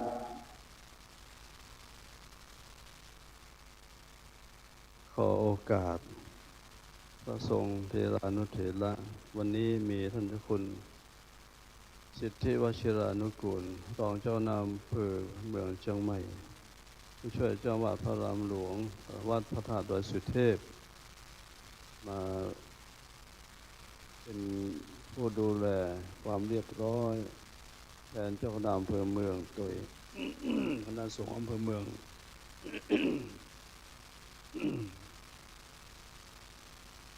พระสงฆ์เถรานุเถระทุกรูปขอเจริญพรญาติโยมสาธุชนทั้งหลาย ประธานกลุ่มหนุ่มสาว และคณะกรรมการผู้บริหารกลุ่มหนุ่มสาวทุกท่านเราถึงญาติโยมสาธุชนทั้งหลายจากวัดต่างๆในเขตอำเภอเมืองจังหวัดเชียงใหม่ของเรา วันนี้เป็นวันเริ่มแรกเป็นปฐมฤกษ์ของการจัดกิจกรรมรถด่วนขบวนพิเศษฟังเทศน์ในฤดูเทศกาลเข้าพรรษาเป็นประจำทุกปีไม่เคยขาดเป็นเวลาร่วม20 กว่าปีมาแล้ว งานนี้เราก็รู้กันทราบกันดีว่าพระเดชพระคุณพระเจ้าคุณพระศรีธรรมนิเทศนั้นเป็นผู้เริ่มตั้งเราท่านทั้งหลายเป็นลูกศิษย์ลูกหาศรัทธาญาติโยมผู้อุปถัมภ์ก็ได้สืบสานศึกษาและต่อยอดจากท่านพระเดชพระคุณหลวงพ่อมาจนกระทั่งปัจจุบันถ้าดวงวิญญาณของท่านได้รับทราบโดยวิธีญาณดันใดท่านคงจะปรับปลื้มปีติยินดีเป็นอย่างยิ่งฉะนั้นเราท่านทั้งหลายร่วมกันรักษาของอันดีๆเป็นมรดกอันดีๆนี้ไว้เป็นคู่บ้านคู่เมืองของจังหวัดเชียงใหม่ของเราโดยเฉพาะคืออำเภอเมืองจังหวัดเชียงใหม่แล้วก็กิจการอย่างนี้ยอมเอามือลงได้ไปอย่างเราจะอู้กันต่อเป็นต้นเหตุเป็นต้นแบบของวัดทั้งหลายต่างๆในจังหวัดเชียงใหม่ได้เอาไปขยายจัดกิจกรรมเรียกชื่อต่างๆกันว่าขบวนอันนั้นอันนี้กิจกรรมประจำวันพระของอำเภอต่างๆนะอย่างเช่นอำเภอสระปีมีทุกอำเภอโยมในทุกอำเภอปัจจุบันเนี่ยจำกันถ้าบัดจัดในตอนกลางคืนก็ตอนกลางวันในวันพระนั่นหมุนเวียนกันไปในอำเภอนั้นๆไปแต่ละตำบลบางทีจัดตำบลของใครของมันอำเภอตำบลนั้นจัดในวัดนั้นหมุนเวียนกันไปอันนี้เป็นต้นแบบที่ดีมากนะญาติโยมทั้งหลายปัจจุบันเหตุการณ์บ้านเมืองของเราโลกของเรานั้นมี2 มิติคือมิติสว่างกับมิติมืดเป็นของธรรมชาติคู่กับโลกของเราปัจจุบันตั้งแต่อดีตไปจนถึงปัจจุบันและจะมีในอนาคตต่อไปบัดนี้ไม่ที่สิ้นสุดตราบใดที่โลกยังอยู่โลกใบนี้ยังอยู่ความสว่างความมืดเมื่อพระอาทิตย์ขึ้นมาสว่างไสวเมื่อพระอาทิตย์ตกมืดเข้ามาแทนที่อย่างเช่นขณะนี้เราก็ใช้แสงสว่างของไฟฟ้าแทนแสงสว่างทุกอย่างจะใช้แทนได้เฉพาะที่เฉพาะหนนะไม่ได้สว่างทั่วไปเหมือนพระอาทิตย์ฉะนั้นเราท่านทั้งหลายเราเป็นชาวพุทธเมื่อเหตุการณ์บ้านเมืองมันคืบคลานมามันเปลี่ยนยุคเป็นไปตามยุคตามสมัยขึ้นมาถึงปัจจุบันนี้อาจจะมีการมีอันนั้นอันนี้เกิดขึ้นอันนั้นเกิดขึ้นก็ขอให้ท่านทั้งหลายตั้งมั่นอยู่ในคุณธรรมคือ1 สติธรรมนั้นบ่หวั่นไหวมีความรู้สึกนึกคิดถึงเหตุถึงผล แต่ว่าสติกำกับอยู่กับเนื้อกับตัวของเราบ่ให้เผลอไปบ่ให้เสียใจบ่ให้ดีใจจนเกินไปบ่ให้เสียใจเกินไปวางตัวให้เป็นมัชฌตุเบขาธรรมนี่จะทำให้เหตุการณ์ทั้งหลายต่างๆผ่านพ้นไปด้วยความเรียบร้อยด้วยดีนะมีความอดกลั้นอดทนต่อเหตุการณ์นั้นๆนะเหมือนครับปัจจุบันเนี่ยประเทศเราเอาประเทศไทยของเราดีกว่าอย่างเช่นขณะนี้ประเทศไทยอยู่ติดเขตเขมรประเทศเขมรติดแต่ประเทศไทยมีเหตุการณ์ที่กระทบกระเทือนกันเกิดขึ้นถ้าบ่มีคุณธรรมผู้รับผิดชอบของบ้านของเมืองทหารเป็นต้นรัฐบาลเป็นต้นเนี่ยอยู่ในใช้ดุลพินิจรอบคอบก็อาจจะมีความสงครามเกิดขึ้นยิงกันไปก็ยิงกันมาเสียสายประชาชนหรือโดยทหารของเราอันอยู่ปลายแถวนั้นนะเขาต้องรับผิดชอบเขาต้องเสียชีวิตไปเพราะฉะนั้นมีความอดกลั้นอดทนนะเสียผลที่สุดเอาความดีสู้กันเอาเหตุผลสู้กันวันหนึ่งก็จะคลี่คลายไปในทางที่ดีอันนี้เป็นตัวอย่างญาติโยมเป็นตัวอย่างเพราะฉะนั้นอย่างปัจจุบันนี่ก็ดีนะเหตุการณ์ทางศาสนาทางพระสงฆ์เกิดขึ้นก็เป็นที่กระทบกระเทือนศรัทธาประชาชนเราทราบกันดีอยู่แต่ว่าเนี่ยขอฝากข้อคิดว่าหนึ่งขอให้มีสติธรรมสองมีขันติความอดกลั้นอดทนต่อเหตุการณ์นั้นที่มันเกิดขึ้นแยกคือดีเกิดขึ้นณที่ไหนอย่างใดก็ให้คิดเสียว่าเป็นส่วนของบุคคลใดทำบุคคลนั้นก็เป็นคนได้เหมือนเพลงที่ท่านทั้งหลายได้ท้องปฏิกี้เนี่ยเรื่องความดีความชั่วความดีความชอบผู้ใดทำผู้นั้นได้ความชั่วความดีนั้นมันมีเว้นไผ่ผู้ใดทำกับผู้นั้นได้เพราะนั้นเราก็เอาเท่าแรกแยกอย่างนี้จะเป็นเหตุที่เอาเองสบายใจส่วนรวมศาสนาส่วนรวมก็สบายใจก็จะอยู่รอดไปได้เราไม่ได้เอามาเป็นทุกข์คนเดียวจริงอยู่สถานการณ์ทั้งหลายทั้งปวงนั้นเป็นผู้มีความรับผิดชอบอยู่เป็นดูแลอยู่ก็แก้ไขกันไปเพราะฉะนั้นขอฝากทั้งหลายว่ามีพระพุทธภาษิตอยู่บทหนึ่งว่าศรัทธาสาธุปฏิทิตาการตั้งมั่นอยู่ในความมั่นคงของศรัทธาบ่หวั่นไหวนะเป็นเหตุให้เกิดความสุขเป็นเหตุให้เกิดความสำเร็จสาธุเป็นเหตุเกิดความสำเร็จเพราะฉะนั้นเราท่านทั้งหลายขอให้มีศรัทธาจะไม่ได้หวั่นไหวในเหตุการณ์นั้นทั้งหลายต่างๆเกิดขึ้นขอให้คิดว่าเป็นของเฉพาะตัวเฉพาะบุคคลเฉพาะตัวเฉพาะบุคคลไม่ใช่เฉพาะทั่วไปฉะนั้นเป็นไปตามยุคตามสมัยก็เปลี่ยนแปลงกันไปเพราะนั้นพระพุทธศาสนาของเราพระธรรม พระพุทธศาสนาเสื่อมโยมคนเสื่อมพุทธศาสนาเสื่อมคนเสื่อมธรรมะของพระเจ้านั้น84,000 บรรณมขันธ์ 2,500 กว่าปียังเหมือนเดิมสดใสเหมือนเดิมอยู่เป็นแต่เพียงว่าในบางยุคบางสมัยพุทธบริษัทนั้นอาจจะเศร้าหมองไปคอยไปตามไปอย่างนั้นก็เป็นธรรมชาติเป็นธรรมดาของสถานการณ์มันเปลี่ยนแปลงไปตกอยู่ในสภาวธรรมอนิจจังทุกขังอนัตตานะพอคิดอย่างนี้ก็จะสบายใจมีความสุขใจสบายใจนั้นขอฝากท่านทั้งหลายว่ามีศรัทธาตั้งมั่นอยู่เสมอต้นเสมอปลายก็จะสามารถทำความสุขให้เกิดขึ้นแก่เราได้แล้วก็ร่วมกันรักษาพระศาสนาเหมือนกับเราท่านทั้งหลายขณะนี้มาร่วมกันจัดกิจกรรมในการฟังเทศน์ตลอดพรรษา3 เดือนเหมือนเสมอต้นเสมอปลายเราจะทำให้ศรัทธาของเราท่านทั้งหลาย เป็นกลุ่มเป็นก้อนนักกันแป้งกัน อันใดดีอันใดไม่ดีก็ช่วยกันก็จะครับแก้ไขเปลี่ยนแปลงไปนั้นขอฝากท่านทั้งหลายว่าขอให้มีสติธรรมมีขันติธรรมแล้วก็มีศรัทธาตั้งมั่นอยู่ใน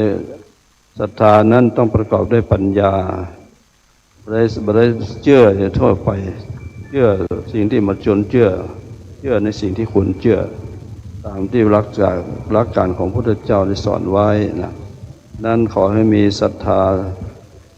เชื่อในสิ่งที่ควรเชื่อมีศรัทธาประกอบด้วยปัญญาก็จะดีที่ก็จะทำตัวให้เรา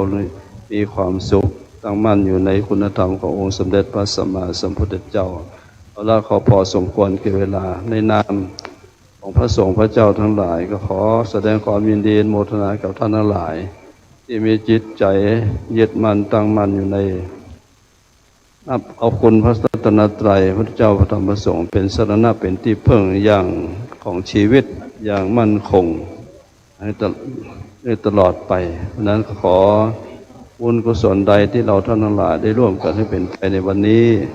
ขอจงประมวลมาเป็นตบะเดชะพระวะปัจจัยอภิบาลคุ้มครองทั้งญาติโยมสาธุชนพระสงฆ์สามเณรทุกรูปจงประสบความสุขความเจริญยิ่งในศาสนาธรรมขององค์สมเด็จพระสัมมาสัมพุทธเจ้าด้วยกันทั่วกันทุกรูปทุกคนด้วยเถิดสาธุสาธุสาธุ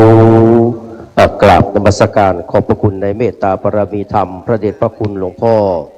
ข้าพเทพปริยัติที่ปรึกษาเจ้าคณะภาค7เจ้าวัด7 ยอดพระอารามหลวงเป็นอย่างยิ่งนะครับที่ได้เมตตาได้กล่าวสัมโมทนียกถาครับลำดับต่อไปนะครับจะได้ทำการถามปัญหาตอบปัญหานะครับจากนี้ไปขอเชิญพบกับนะครับท่านอาจารย์มานิต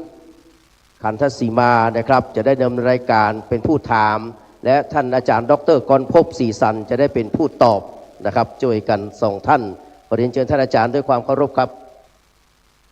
เรียนเชิญนะเดิมเนินรายการครับเรียนเชิญครับ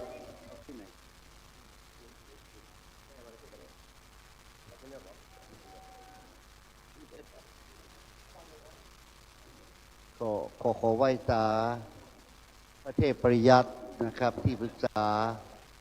เจ้าคณะภาค7และพระเทรานุเถระทุกรูป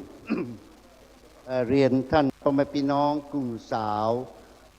ผู้ใฝ่ในธรรมะทุกท่านที่ได้มาร่วมกันในวันนี้ซึ่งเราได้มาพบกันแห่งครั้งหนึ่งในการฟังเทศในฤดูกาลเข้าพรรษาซึ่งเราฮ้องว่ารถดูดกับปวนพิเศษนั้นเป็นปีที่57เกือบจะพ้นเกษียณแล้วนะครับเป็น3 ปี60พ้นเกษียณรถด่วนจะพ้นเกษียณก่อบอกฮู้นะครับแต่ปีนี้เป็นปีที่57แล้วนะครับเขาก็จะได้มาดำเนินรายการคือเป็นไปตามปกตินะครับก่อนอื่นก็ต้องขอแสดงความยินดีกับพี่น้องกลุ่มสาวที่วันก่อนเมื่อวันอาทิตย์ที่ผ่านมานะครับได้มีโอกาสไปอบรมเกี่ยวกับธรรมนาวาวังที่มีพระบาทสมเด็จพระวชิรเกล้าเจ้าอยู่หัวรัชกาลที่10ท่านได้เมตตารับเป็นองค์อุปถัมภ์ในการจัดอบรมซึ่งในวันนั้นพระบาทสมเด็จพระเจ้าอยู่หัววชิรเกล้าเจ้าอยู่หัวก็ได้เสด็จโดยนะครับก็เป็นภาพที่ประทับใจนะครับเป็นอย่างยิ่งก็เป็นบุญของหมู่เฮาเนาะที่เข้าการอบรมในวันนั้นก็ต้องขอแสดงความยินดีกับทุกท่านนะครับครับเพื่อไม่ให้เสียเวลาวันนี้จะเริ่มดำเนินรายการตอบปัญหาธรรมะครั้งที่1ซึ่งในวันนี้นั้นมีเยาวชนจาก4 กลุ่มเข้าร่วมแข่งขันตอบปัญหาธรรมะจะขออนุญาตแนะนำตามลำดับวัดแรกจะเป็นวัด7 ยอดนะครับ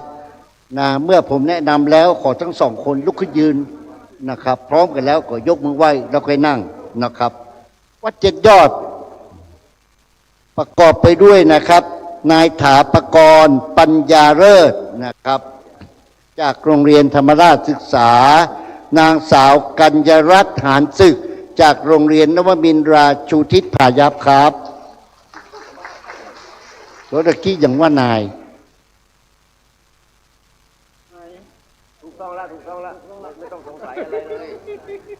อย่าลังเลไม่มีอย่าวิจิกิจฉาอย่าวิจิกิจฉา ว่าในนี้เป็นนายอ่ะ ถูกต้องถูกต้อง ถ้าอย่างเป็นในนี้เป็นนายงง ผมอ่านเป็นนายลุกขึ้นมาเป็นไม่ยิงพะยาวอะก็ยังงงสุมาจนจะขับ นึกว่าน้องเป็นนายอีกต่อไปนะครับ จากวัดป่าตันเด็กหญิง ปรีรดานะครับสุมาเตอร์เกนตากับ อ่านกับผมออกครับเป็นจากโรงเรียนวัดป่าตันนะฮะจันทงชัยเด็กหญิงนฤมลขามขุนทศจากโรงเรียนวัชโนไทยพายัพมาอันนี้ถูกต้องนะลูกเนาะวัดป่าตันต่อไปครับเป็นวัดฝ่ายหินเด็กชายธินกรลุงทรจากโรงเรียนบ้านเชิงดอยสุเทพและเด็กหญิงพัชรมนศรีวิเศษโรงเรียนบ้านเชิงดอยสุเทพครับต่อไปจากวัดศรีโสดานางสาวพิจินีนะครับจากวิทยาลัย LCC แล้วก็ประจายนั้นนายเพิ่มทรัพย์บีฟั่นจากโรงเรียนช่างเขี้ยนขอบคุณครับครับแนะนำเรียบร้อยต่อไปอย่างแหมพ่องถามเลยแล้วให้การคนพบตอบ แล้วปัญหามีไหนฮะ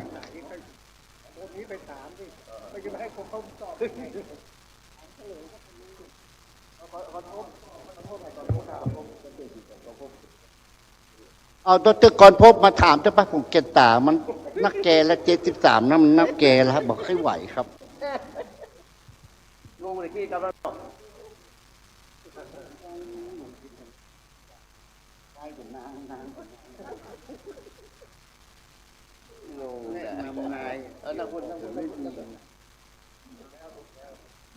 น้อมจิตคารวะในเมตตาธรรม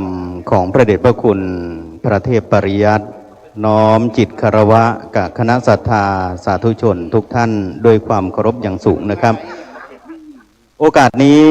กระผมได้รับมอบหมายให้เป็นผู้ถามปัญหาธรรมะนะครับขออนุญาตลากโพเดียมก่อนนะครับจะได้เห็นทั้งสองฝ่ายฝ่ายของผู้ตอบ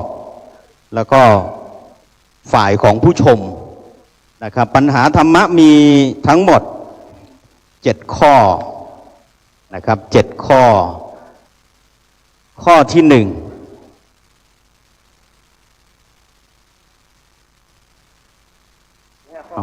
ข้อนะครับโอเคครับ5 ข้อนะครับเขียนมา7ขอสุมาเตอร์ครับตาดีเกินเมื่อกี้ตาไม่ค่อยดีตอนนี้ตาดีเกินครับปัญหาธรรมะเกี่ยวกับวันสำคัญทางพระพุทธศาสนาข้อ1ข้อใดคือเหตุการณ์ในวันอาสาฬหบูชาข้อใดคือเหตุการณ์ในวันอาสาฬหบูชากอไก่ประสูติตรัสรู้ปรินิพพานขอไข่โอวาทปาติโมกข์ขอไข่โอวาทปาติโมกข์คอควายวันครบพระรัตนตรัย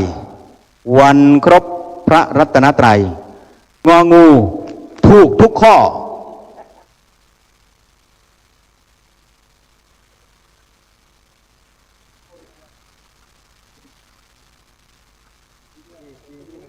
ทวนคำถามนะครับทวนคำถามข้อใดคือเหตุการณ์ในวันอาสาฬหบูชากอไก่ประสูติตรัสรู้ปรินิพพานขอไข่โอวาทปาติโมกข์คอควายวันครบพระรัตนตรัยงองูถูกทุกข้อ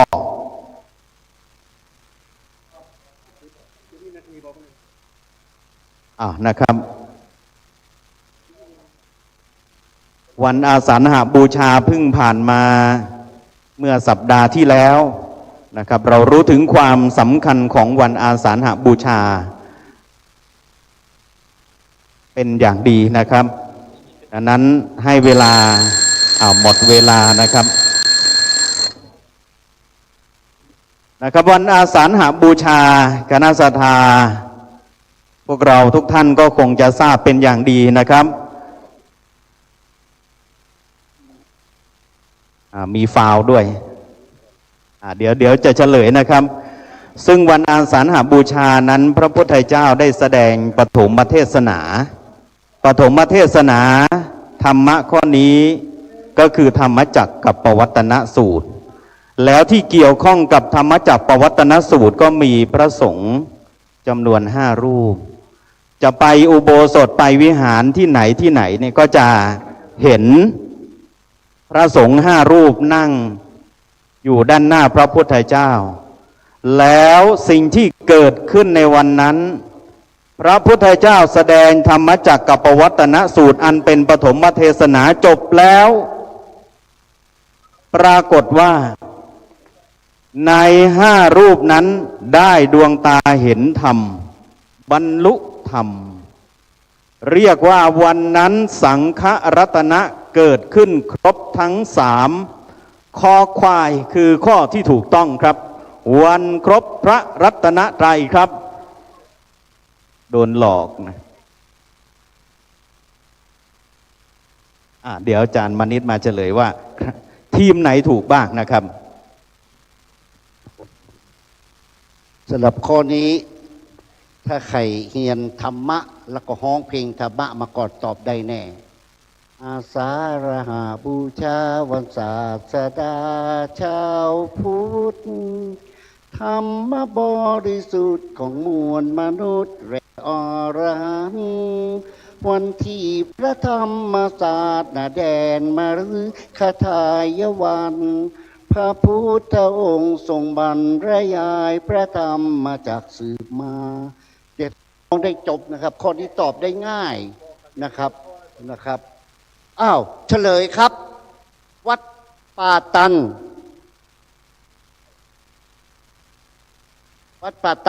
เขียนว่าขอไข่ได้0ก็หันว่าได้ก็นึกว่าได้คะแนนได้0วัดป่าตันได้0ต่อไปวัดฝ่ายหินตอบข้อใจหรอขอไข่งองูก็บ่ได้เนาะงองูก็บ่ได้ส่วนวัด7 ยอดใครว่าก็ขอไข่ก็บ่ใจงองูก็บ่ใจคอควายถูกต้อง2 คะแนนแล้วก็วัดศรีโสดาเรื่องจักอยู่ใกล้กันที่จะพอกันอย่างง่ายไม่ได้พอเนาะตอบคอควายมันก็ได้2 คะแนนครับขอบคุณครับ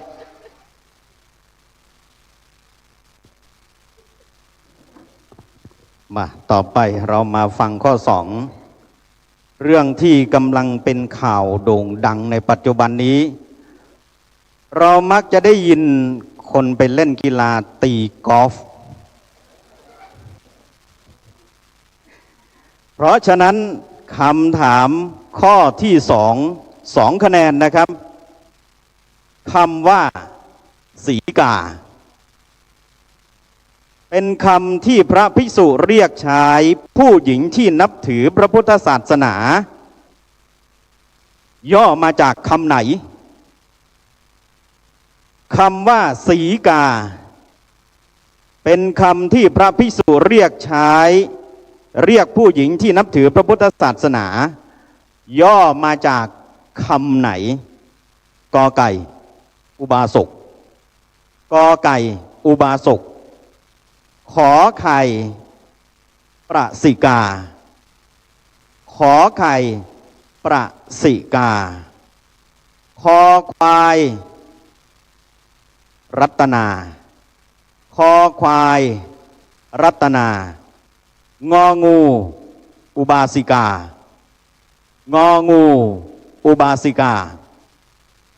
ทวนคำถามอีกครั้งหนึ่งนะครับสีกากอล์ฟคำว่าสีกาเป็นคำที่พระภิกษุเรียกใช้เรียกผู้หญิงที่นับถือพระพุทธศาสนาย่อมาจากคำไหนกอไก่อุบาสกขอไข่ป ประสิกาคอควายรัตนางองูอุบาสิกาพร้อมแล้วเขียนคำตอบข้อนี้2 คะแนนนะครับซึ่งถือว่าเป็นคำที่เราได้ยินตลอดระยะเวลาเกือบ2 สัปดาห์ที่ผ่านมาตาเกือบจะเป็นหมีแพนด้าลองดูว่าสีกาเราจะตอบถูกหรือไม่พระท่านจะเรียกผู้หญิงที่นับถือพระพุทธศาสนาคือข้อไหนนะครับหมดเวลาต่อไปเรียนเชิญท่านอาจารย์มานิตเฉลยครับอ๋อให้ผมเฉลยนะครับให้ผมเฉลยคำตอบที่ถูกต้องนะครับมาจากคำว่าอุบาสิกาครับงองูเป็นคำตอบที่ถูกต้องเวลาพระสงฆ์ท่านเรียกผู้หญิงก็จะเรียกว่าอุบาสิกาแต่เวลานักข่าวเรียกว่าสีกาต่างกันเนาะครับคำว่าสีกาวางนี้ดังเนาะโดยเฉพาะสีกาอะไรอย่างสีกากอบครับครับพุทธศาสนาเขาประกอบไปด้วยพุทธบริษัท4เนาะแม่เนาะภิกษุภิกษุณีอุบาสกอุบาสิกานะครับแต่จะได้กระตามอายังจะเกิดขึ้นเฮาชาวพุทธยึดมั่นในพระรัตนตรัยก็คือพระพุทธพระธรรมพระสงฆ์นะครับเพราะฉะนั้นเริ่มเฉลยเลยครับตะกี้ข้อตะกี้วัด7 ยอดกับวัด4 โสดานั่งใกล้กันผมเอาไว้ใจรับรองกรรมการขอพ่อดีๆตอบเหมือนกันทำละข้อเดียวกันตุ้ยตะกี้ตอบถูกแต่ประเดี๋ยวตอบผิดเหมือนกันวัด7 ยอดกับวัด4 โสดาตอบข้อกอไก่ผิดมาได้คะแนนนะผมว่าแล้วกรรมการแน่พอเนอะส่งชิกขึ้นกันมาได้นะส่วนวัดป่าตันวัดฝ่ายหินนะครับแก้แค้นตะกี้เนาะตะกี้ตอบผิด2 วัดมาเดียวปล่อยทั้ง2 คนนั้นเขาผิดเฮา2 วัดถูกตอบข้ององูครับผม2 วัดที่ได้คะแนนครับ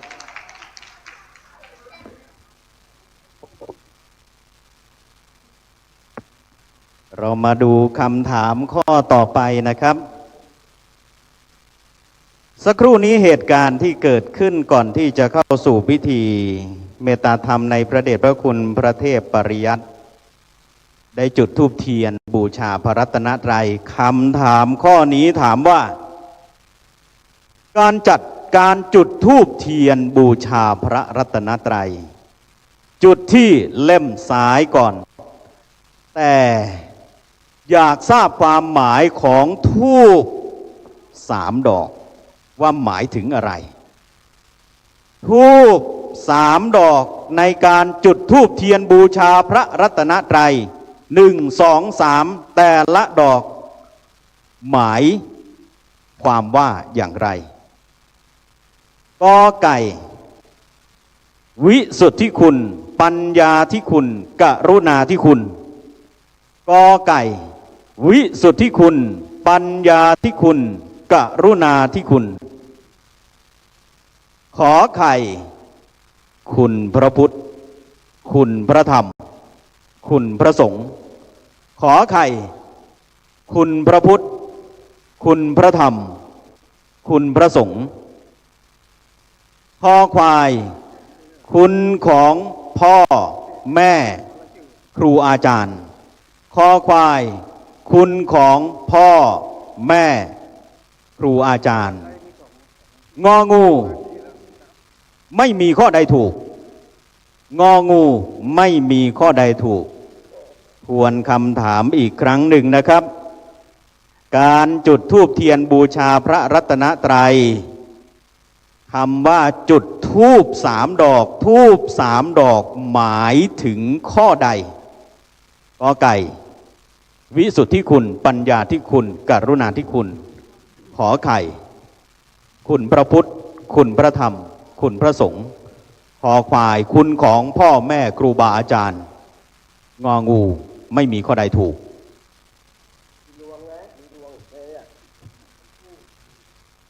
พร้อมแล้วติ๊กต็อกในเวลาสักครู่หนึ่งเสร็จแล้ววัดศรีโสดาเสร็จเรียบร้อย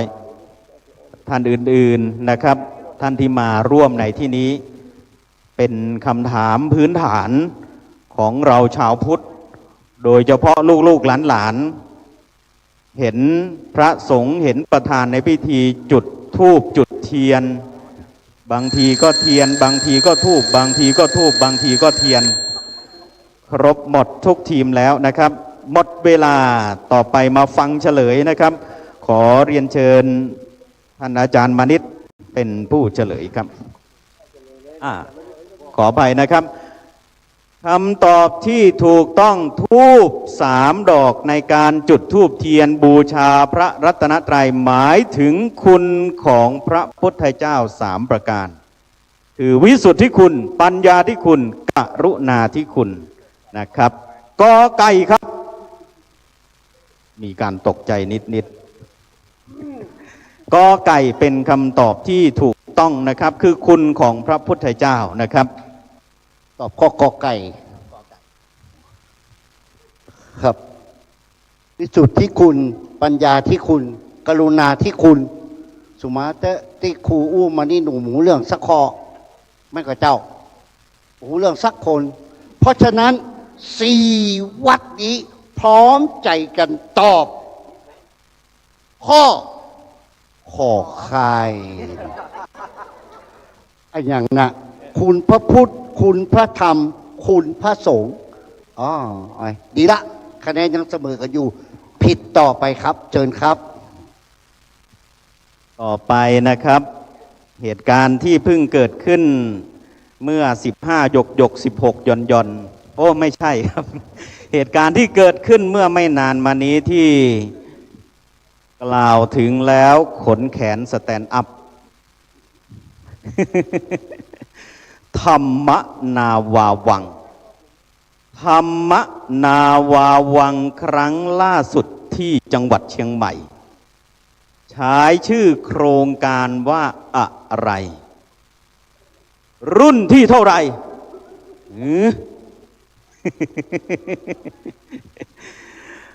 ธรรมนาวาวังครั้งล่าสุดที่จังหวัดเชียงใหม่ใช้ชื่อโครงการว่าอะไรรุ่นที่เท่าไหร่พ่อแม่คณะศรัทธาถ้าได้ฉบับนี้นะครับขอให้เปิดไปหน้าที่1โดนหลอกนะครับเปิดไปหน้าที่1เพราะหน้าที่1ไม่ต้องเปิดครับ ธรรมนาวาวังครั้งล่าสุดที่เชียงใหม่ใช้ชื่อโครงการว่าอะไรรุ่นที่เท่าไหร่นะครับกอไก่ปูทางสู่การเรียนรู้ธรรมนาวาวังรุ่นที่4กอไก่ปูทางสู่การเรียนรู้ธรรมนาวาวังรุ่นที่4ขอไข่ปูทางสู่การตื่นรู้ธรรมนาวาวังรุ่นที่4ขอไข่ปูทางสู่การตื่นรู้ธรรมนาวาวังรุ่นที่4ขอควายปูทางสู่การตื่นธรรมธรรมนาวาวังรุ่นที่4ปูทางสู่การตื่นธรรมธรรมนาวาวังรุ่นที่4และงองูปูทางสู่การรับรู้ธรรมนาวาวังรุ่นที่4ปูทางสู่การรับรู้ธรรมนาวาวังรุ่นที่4ทวนนะครับทวนคำถามนะครับธรรมนาวาวังครั้งล่าสุดที่จังหวัดเชียงใหม่ ใช้ชื่อโครงการว่าอะไรรุ่นที่เท่าไหร่ รุ่นที่เท่าไหร่ไม่ต้องคิดนะ เพราะแต่ละข้อรุ่นที่ 4หมด เพราะฉะนั้นฟังแต่ชื่อพอ เพราะว่าฟังยากนะกอไก่ปูทางสู่การเรียนรู้ธรรมนาวาวัง ขอไข่ปูทางสู่การตื่นรู้ธรรมนาวาวัง ขอควายปูทางสู่การตื่นธรรมนาวาวัง และงองูปูทางสู่การรับรู้ธรรมนาวาวัง รุ่นที่ 4โอ้ยากหน่อยนะ แต่ถ้าดูในวารสารสบายมาก ต้องใช้ไหวพริบนิดหนึ่งนะดูในวารสารเปิดไปหน้าที่ 1นะ หน้าที่ 1หน้าที่ 1วารสารไม่ต้องเปิดนะครับ โดนหลอกนะอ้าวหมดเวลาหรือยังครับ ดีนะไม่ถามว่าจัดที่ไหน ข้อนี้นะครับ เฉลยคงไม่ใช่ตื่นทำแน่นอนนะถ้าตื่นทำนี้ต้องเป็นใครครับ ถ้าเป็นตื่นทำนี้เป็นใครครับนั่นแหละครับคำตอบที่ถูกต้องคือข้อขอไข่ครับปูทางสู่การตื่นรู้ธรรมนาวาวังรุ่นที่ 4นะครับเป็นคำตอบที่ถูกต้องครับอาจารย์มณิษฐ์ครับเสริมครับ ผมก็ไปอบรมก็ยังพอจำมาได้ น้องแอดจำได้ก่อนจำได้แค่ครั้งที่ 4เนาะเจ้าโลกขึ้นมากับปูทางนี่นะจำได้ก็ปูทางเสียดายนะครับวันนั้นถ้าไปร่วมรับฟังการอบรมครูเงาะนะครับมาเป็นวิทยากรบรรยายม่วนดีครับแล้วหมูเขาก็โจกดีผมนี่ได้นั่งหน้าเก้าอี้หน้าสุดเลยนะครับได้เห็นพระบาทสมเด็จพระเจ้าอยู่หัววชิรเกล้าเจ้าอยู่หัวแล้วก็แล้วก็สมเด็จพระราชินีใกล้ชิดครับนะครับท่านเสด็จมาในวันนั้น แล้วก็โจกดีแถมได้ปะน้ององค์หญิงครับคณะรัฐมนตรีเดินก่ายหน้าไปแถมนี่นะครับโจกดีส่งต่อก็ไปเข้าอบรมตั้งแต่7 โมงเมื่อเจ้าเนาะไปลงทะเบียนได้ปิกเจ้าครับ4 ทุ่มครึ่งม่วนขนาดวันนั้นนะครับม่วนท่านที่ไปด้วยกันของม่วนนะครับบางท่านนี่ได้ยินว่าตังแม่แก้แถวบ้านเที่ยงคืนพอดีก็มันก็ตังแม่แก้ตาจายอ่ะแถวบ้านเที่ยงคืนกินข้าวแดงกินข้าวแรงแล้วเพื่อนแจกก๋วยเตี๋ยวผัดไทยเนาะแต่ดีครับไปอบรมวันนั้นนะพระเจ้าอยู่หัวท่านทรงโปรดอาหารมีทุกมื้ออาหารอย่างดีทั้งนั้นแต่มาพอกาแฟที่ทุกคนอยากกินก็คืออเมซอนได้กินกาแฟอเมซอนใช่ไหมครับแล้วก็ปิกแล้วได้กระเป๋าแถมคนละแก่นเนาะมีไหนกระเป๋าเอามาโชว์ละน่าได้กระเป๋าตังในนั้นมีสมุดมีเทปเพลงมีเนาะมีครบทุกอย่างเลยครับมีวิทยุเทปเพลงอะไรอย่างอยู่ในขั้น7พระบาทสมเด็จเจ้าอยู่หัวเปิ้ลทรงโปรดคือเป็นครั้งที่ 4นะครับแล้วก็การอบรมผ่านมาทั่วประเทศเนี่ยมา3 ครั้งพระเจ้าอยู่หัวได้เสด็จเสด็จที่เชียงใหม่นี่แห่งเดียวนะครับเพราะฉะนั้นคำเฉลยตะกี้บอกว่า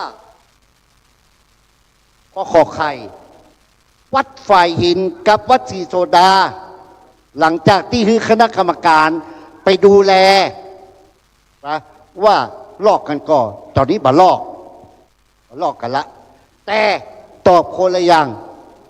วัดฝ่ายหินตอบคอควายถูกก็บ่ถูกนะได้0 คะแนนวัดศรีโซดาตอบงองูได้0 คะแนนนะมาด้วยกันส่วนวัดป่าตันกับวัด7 ยอดเอาละกูนี้มักจะสร้างข้อสงสัยตะกี้ก็ตอบเหมือนกันบดีก็ตอบเหมือนกันทำนักกรรมการให้จะได้สลับที่นั่งอีกอันน้ำเหลือวัด7 ยอดกับวัดป่าตันตอบข้อขอไข่ด้วยกันถึง2 วัดถูกต้องครับ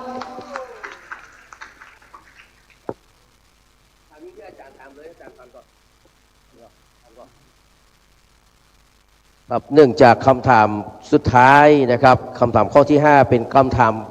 กำเมืองต่อสุภาษิตกำเมืองท่านอาจารย์กรภพเป็นคนกรุงเทพไม่ถนัดในการอู้กำเมืองนะครับผมขออนุญาตถามเนอะเขาทำปรนัยมาแล้วหลายข้อนะครับงวดนี้เป็นอัตนัยอัตหิอัตโนนาโถนะลูกนะต้องต่อภาษิตกำเมืองให้ได้เนอะก็อยู่ในประเด็นพอดีกำลังดังๆนะครับมีการปลอบใจกันนะครับข้อสุดท้ายเพื่อนถามว่านะครับจงต่อคำภาษิตกำเมืองดังต่อไปนี้จงต่อกำภาษิตกำเมืองดังต่อไปนี้บ่นับตุพระบ่นับต่อเฟืองบ่นับตุพระจุดบ่นับต่อเฟืองจุดบ่นับตุพระอะไรอย่างบ่นับต่อเฟืองแล้วจังอย่างอ้าวเจิญเลย2 คะแนนเหมือนกันอัตนัยเนอะอัตนัยข้อนี้ไม่มีกขคงอัตนัยต้องต่อกำเมืองเขาบ่นับตุพระได้หึ่งอย่างแล้วบ่นับต่อเฟืองได้หึ่งอย่างทะยะเจอเลยครับ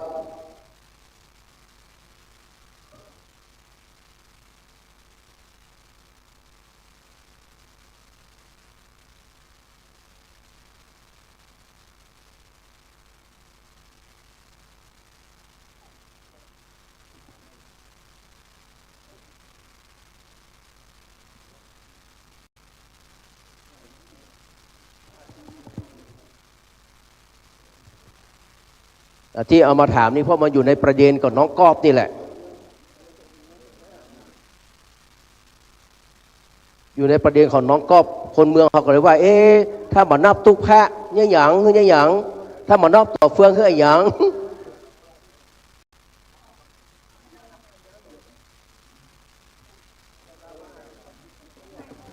ทวนไมเนอร์ต่อภาษิตกำเมืองเนาะสมมติว่าลุงประยงก็บอกว่าบ่นับนะถ้าบ่นับตุพระฮือถ้าบ่นับต่อเฟืองฮือเอาง่ายๆคือต่อเพิ่มกำถ้าบ่นับตุพระฮือนับอะหยังถ้าบ่นับต่อเฟืองฮือนับอะหยัง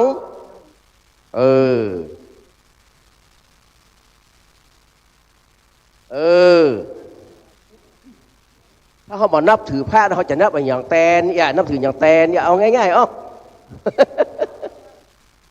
เป็นประเด็นอยู่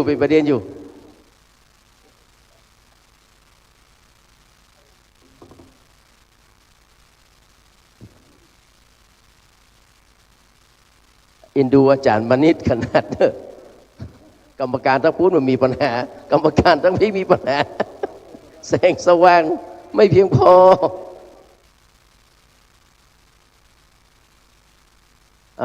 ได้หรือยังได้เวลาแล้วจะเฉลยนะหมดเวลามาเวลดหมดเวลาบางท่านอาจจะบัดตอบเลยก็ได้ว่าตอบนิดๆหน่อยๆถ้าได้ข้อก็ได้คะแนนเนาะแบ่งใจหากันเกิน1เด้อลุงเด้อลุงยงบอกว่าถ้าได้สักอันก็คือคะแนนอยู่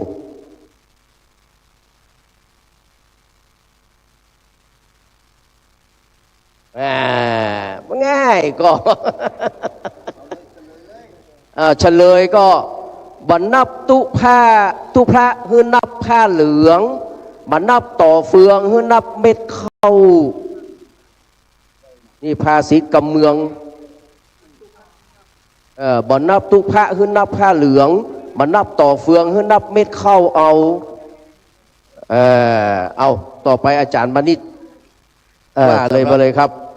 สำหรับข้อนี้มันคำตอบหลากหลายผู้ตั้งคำถามคืออาจารย์ทุศิษย์ใช่ค่ะนานเจตีเพราะฉะนั้นนานเจตีเป็นคนที่คะแนนเนาะเพราะมันเป็นกำเขียนของเราอ่อนนะครับกำแรกที่เปิ้นบอกว่าบ่นับตุพระคำเฉลยก็คือนับผ้าเหลืองในข้อนี้วัดฝ่ายหินตอบว่าผ้าเหลืองบ่ได้คะแนนก่อนได้คะแนนคะวัดฝ่ายหินได้เกิงคะแนน ครึ่งคะแนน วัดป่าตัน ผมขอเอาคำแรกก่อนเนาะบ่นับตุพระคือนับตุเจ้าแต่พระกับตุเจ้าที่มันบางๆอย่างจ้าอ๋ออันเดียวกันฟังไว้เนอะได้ตุเจ้ากับอัน พระที่อันเดียวกัน ลูกเอ้ยตุเจ้ากับพระมันก็อันเดียวกันนะลูกเอ้ย ต่อไปวัดเจ็ดยอด ถ้าบ่านับตุพระนับอันหยังหมายความว่าไหนย้อนถามกรรมการกะเฮ้ยนักแกเฮ้ยวัดเจ็ดยอดนี่นักแกย้อนถามกรรมการว่า ถ้าบ่านับตุพระนับอันหยังก็เพื่อถามตัวก็บ่ตอบนับอันหยังวะโอ้ยเอาใหม่วัดจีโซดาตุพระคำแปลหมายความว่าไงว่าได้ลูกตุพระคำแปลคือบุหูเรื่องอ๋อแล้วก็มีแถมวันที่ตอบอันประโยคที่สองนะวัดป่าตันบ่นับต่อเฟืองคือนับต่อไม้ได้ก่อนเพราะนั่นต่อเฟืองกับต่อไม้มันเหมือนกันเนาะลูกเขยมาเป็นหยังวันนี้บ่หูเรื่องก็บ่เป็นหยังคนเข้าวันนี้มันหูแล้วมันนึกว่าลูกเขาหูมันก็เลยเอามาถามลูกแต่ลูกเขาตึงมาโหเนาะอันนี้ครับอันละอ่อนจึงจะลืมกรรมมาเดียวอย่างอี้ไปเห็นแล้วครับอย่างได้ก็ช่วยกันเนาะครับครั้งต่อไปก็พยายามจะเอากรรมเมืองเนี่ยมาสอนละอ่อนกำน้อยได้เรียนรู้ครับสำหรับการตอบปัญหาธรรมะวันนี้จบแล้วแต่ปรากฏว่าคะแนนเสมอกัน ก็คือวัดเจ็ดยอดกับวัดป่าตันกำนี่ถามจำลองเลย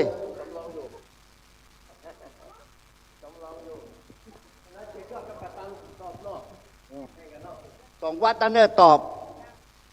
นะครับมาดูสำรองนะครับถ้าตอบไม่ได้นี่ไม่รู้จะว่ายังไงแล้วนะสำรองข้อที่หนึ่งอยากให้มีสำรองข้อที่สองปัญจวัคคีย์บรรลุพระอรหันต์ด้วยหลักธรรมข้อใดปัญจวัคคีย์บรรลุพระอรหันต์ด้วยหลักธรรมข้อใดกอไก่ธรรมจักรปวัตตนสูตรขอไข่อนัตตลักขณสูตรขอไข่อนัตตลักขณสูตรคอควายธรรมนิยามสูตรคอควายธรรมนิยามสูตรงองูอาทิตตปริยายสูตรงองูอาทิตตปริยายสูตรจอจานมึนตึบ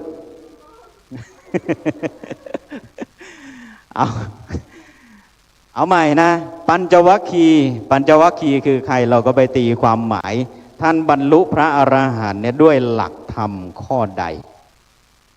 ปัญจวัคคีย์บรรลุพระอรหันต์ด้วยหลักธรรมข้อใดกอไก่ธรรมจักรขอไข่อนัตตลักขณสูตรคอควายธรรมนิยามสูตรงองูอาทิตตปริยายสูตรพร้อมแล้วตอบครับพร้อมแล้วตอบนะครับตอนนั้นปัญจวัคคีย์ทั้งห้าสืบเนื่องจากปัญหาข้อที่หนึ่งที่ก่อนแรกเลยก็เลยย้อนกลับมาปัญจวัคคีย์ทั้งห้าได้ฟังปฐมเทศนาชื่อว่าธรรมจักรปวัตตนสูตรแล้วถัดจากนั้นมายังไม่บรรลุธรรมเพราะฉะนั้นธรรมจักรปวัตตนสูตร สังฆรัตนะเกิดขึ้น แล้วถัดจากนั้น พระองค์ได้แสดงธรรมะอีกหนึ่งข้อ คืออนัตตลักษณะสูตรข้อขอไข่ครับขอไข่นะครับก้ำกึ่งนะเพราะว่าปัญจวัคคีย์เนี่ย1 คนฟังธรรมจักรอีก4 รูปฟังอนัตตลักษณะสูตรกรรมการจะให้คะแนนยังไงครับถ้าเกิดว่าตอบกอไก่นี่มันได้แค่ดวงตาเห็นธรรมกอไก่ได้แค่ดวงตาเห็นธรรมแล้วก็อรหันต์คืออนัตตลักษณะสูตรมีไหมครับอ้าวเฉลยครับอาจารย์กรรมการเตรียมข้อต่อไปเลยครับเตรียมไหมยังครับ เพราะว่าทั้ง2 กลุ่มมาได้ถึงคู่แต่กระซิบกันเธอตอบกอไก่เนอะโดนหลอกนี่อยากให้มีข้อที่2มันต้องใส่กันนะลูกแบ่งกันตอบก็ได้นะมันจะได้ถูกนะลูกเนอะว่าตอบมาได้ก็กอไก่ก็กอไก่เหมือนกันจะได้นะเนอะอ้าวผิดถึงคู่ครับผิดทั้งคู่เอาชุดไหนครับเอาชุดนี้นะครับ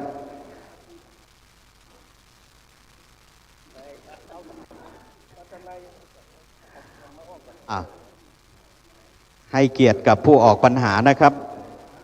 ถามแบบหนักๆข้อนี้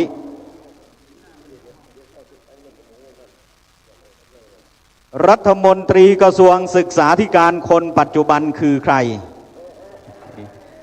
รัฐมนตรีกระทรวงศึกษาธิการคนปัจจุบันคือใคร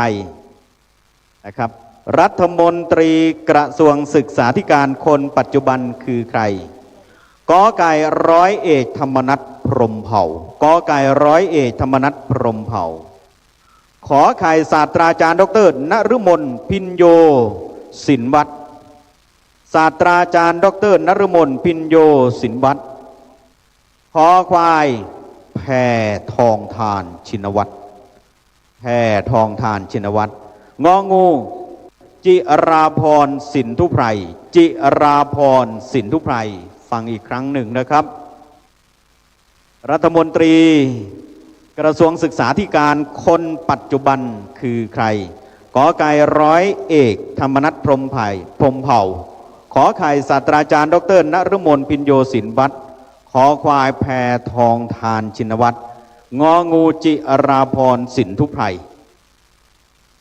ครับปรึกษากันแล้วตอบ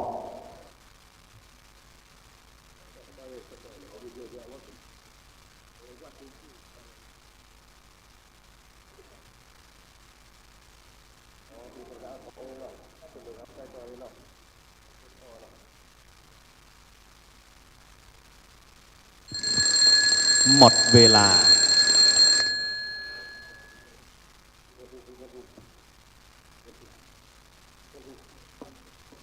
เอาละเดี๋ยวฟังเฉลยครับมีวัดที่ตอบถูกนะครับแต่จะเป็นวัดไหนนั้นเดี๋ยวอาจารย์มณิษฐ์มาเฉลยครับ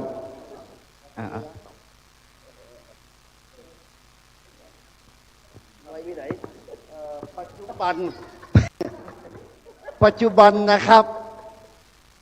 คนที่เป็นรัฐมนตรีกระทรวงศึกษาปัจจุบันนั้นย้ายไปจากกระทรวงวัฒนธรรมปัจจุบันรัฐมนตรีกระทรวงวัฒนธรรมเป็นคุณแพทองทานนะแต่คนที่เป็นกระทรวงวัฒนธรรมย้ายไปอยู่กระทรวงศึกษาคือด็อกเตอร์นฤมลพินโยสินวัตรคำตอบข้อนี้วัด7 ยอดตอบคอควายบัดได้บัดถูกนะลูกเนอะเสียดายเลยบัดได้คน700คนที่ได้คน700วันนี้ได้แก่วัดป่าตั้นขอไข่ถูกต้องครับ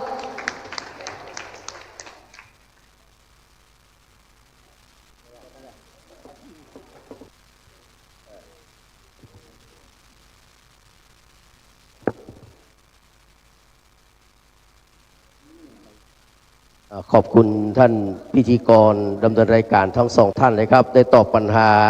ไปเป็นที่เรียบร้อย กลุ่มที่ชนะเลิศนะครับ คือวัดป่าตันได้6 คะแนนเนอะขอเสียงปรบมือหน่อย ขอบพระคุณครับขอบพระคุณเนอะยินดีครับน้องๆจากโรงเรียนวัดป่าตันนะครับ วันพุธหลวงพ่อสุจิตวรยานจะฉลองเฮ้อเนอะ ก่อนที่จะได้เข้าสู่พิธีการต่อไปนะครับกีป้นานต้าปูเหลืองนะครับต้าปูเหลืองเปิ้นแต้มมาว่ามาโชติกุลนะครับ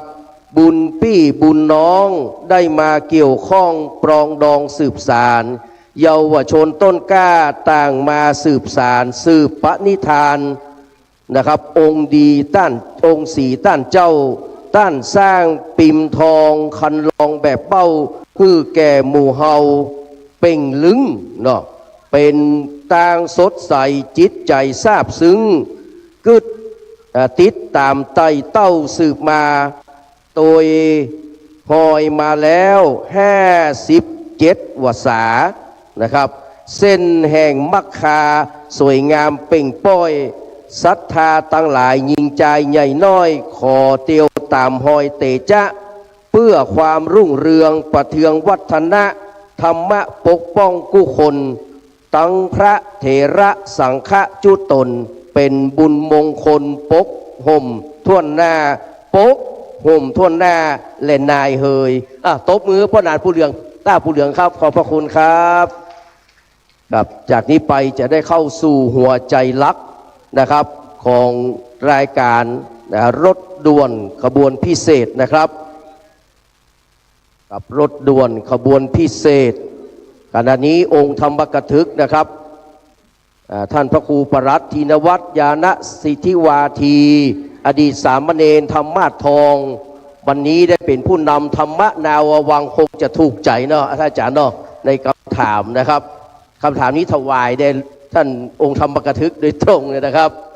ครับจากนี้ไปนะครับเราจะได้จุดเทียนส่องธรรมแล้วพระอาจารย์นะครับดุสิตชวชาติกับจะได้นำสมทานเบญจศีลอาราธนาธรรมเป็นลำดับต่อไปนะครับผู้จุดเทียนส่องธรรมนะครับขอได้รับเกียรติจากท่านอาจารย์บุญธรรมสิงห์คำมูลที่ปรึกษากิติมศักดิ์นายกเทศมนตรีตำบลจ้างเผือกได้ให้เกียรติจุดเทียนส่องธรรมครับขอเรียนเชิญด้วยความเคารพครับ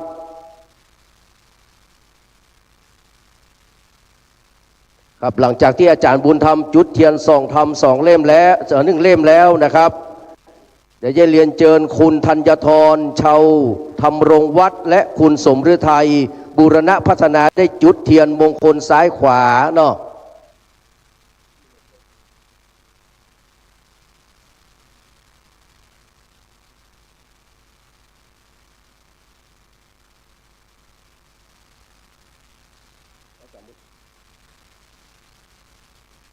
ครับเรียนเชิญคุณพายุ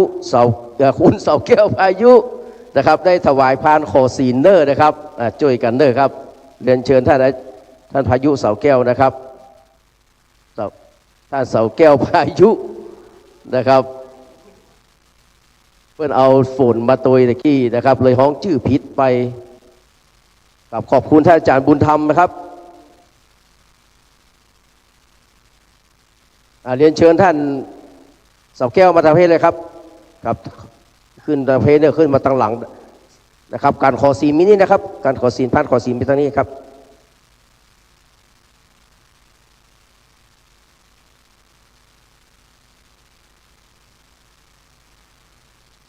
ครับขอบพระคุณท่านอาจารย์บุญธรรมนะครับ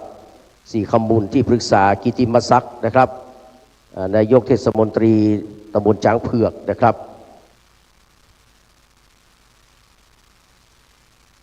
ขอบพระคุณ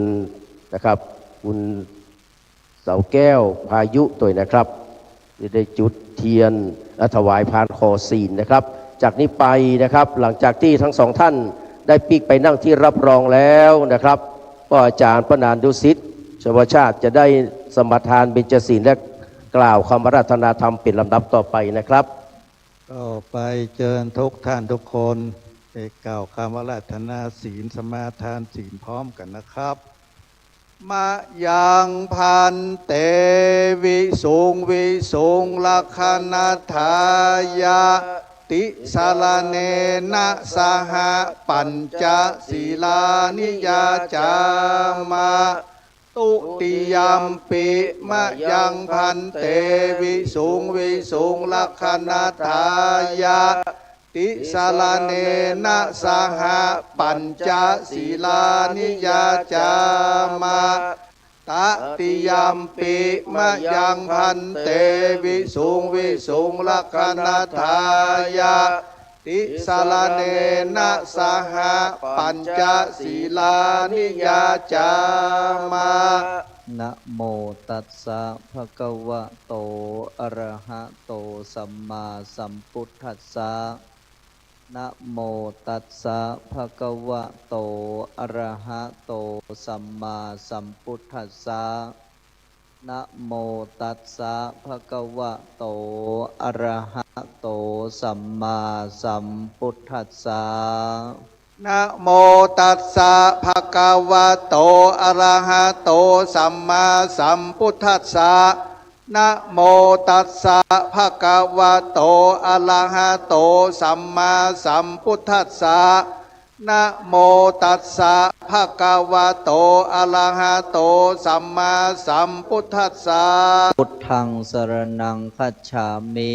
พุทธังสรณังคัจฉามิ ธัมมังสรณังคัจฉามิ ธัมมังสรณังคัจฉามิ สังฆังสรณังคัจฉามิ สังฆังสรณังคัจฉามิ ทุติยัมปิพุทธังสรณังคัจฉามิ ทุติยัมปิพุทธังสรณังคัจฉามิ ทุติยัมปิธัมมังสรณังคัจฉามิ ทุติยัมปิธัมมังสรณังคัจฉามิ ทุติยัมปิสังฆังสรณังคัจฉามิ ทุติยัมปิสังฆังสรณังคัจฉามิ ตติยัมปิพุทธังสรณังคัจฉามิ ตติยัมปิพุทธังสรณังคัจฉามิ ตติยัมปิธัมมังสรณังคัจฉามิ ตติยัมปิธัมมังสรณังคัจฉามิ ตติยัมปิสังฆังสรณังคัจฉามิ ตติยัมปิสังฆังสรณังคัจฉามิ ปานาติปาตาเวระมณีสิกขาปะตังสมาธิยามิ อานาติปาตาเวรมณีสิกขาปะตังสมาธิยามิ อทินนาทานาเวระมณีสิกขาปะตังสมาธิยามิ อตินนาตานาเวรมณีสิกขาปะตังสมาธิยามิ กาเมสุมิจฉาจาราเวระมณีสิกขาปะตังสมาธิยามิ กาเมสุมิจฉาจาลาเวรมณีสิกขาปะตังสมาธิยามิ มุสาวาทาเวระมณีสิกขาปะตังสมาธิยามิ มุสาวาตาเวรมณีสิกขาปะตังสมาธิยามิ สุราเมรยะมัชฌะปมาทัฏฐานาเวระมณีสิกขาปะตังสมาธิยามิ สุลาเมรยะมัจจปมาตัฏฐานาเวรมณีสิกขาปะตังสมาธิยามิ อิมานิปัญจสิกขาปตานิสีเลนะสุขติงยันติสีเลนะโภกสัมปทาสีเลนะนิพุตติงยันติตัสสมาสีลังวิโสทะเย สาธุสาธุสาธุธรรมาจโรกาธิปติสหัมปติกัดอัญจะเลอันทิวะลังอายาจาทะสันติทะสตาปราชขชาติกาเตเสตุธรรมังอนุกัมปิมังปัจจัง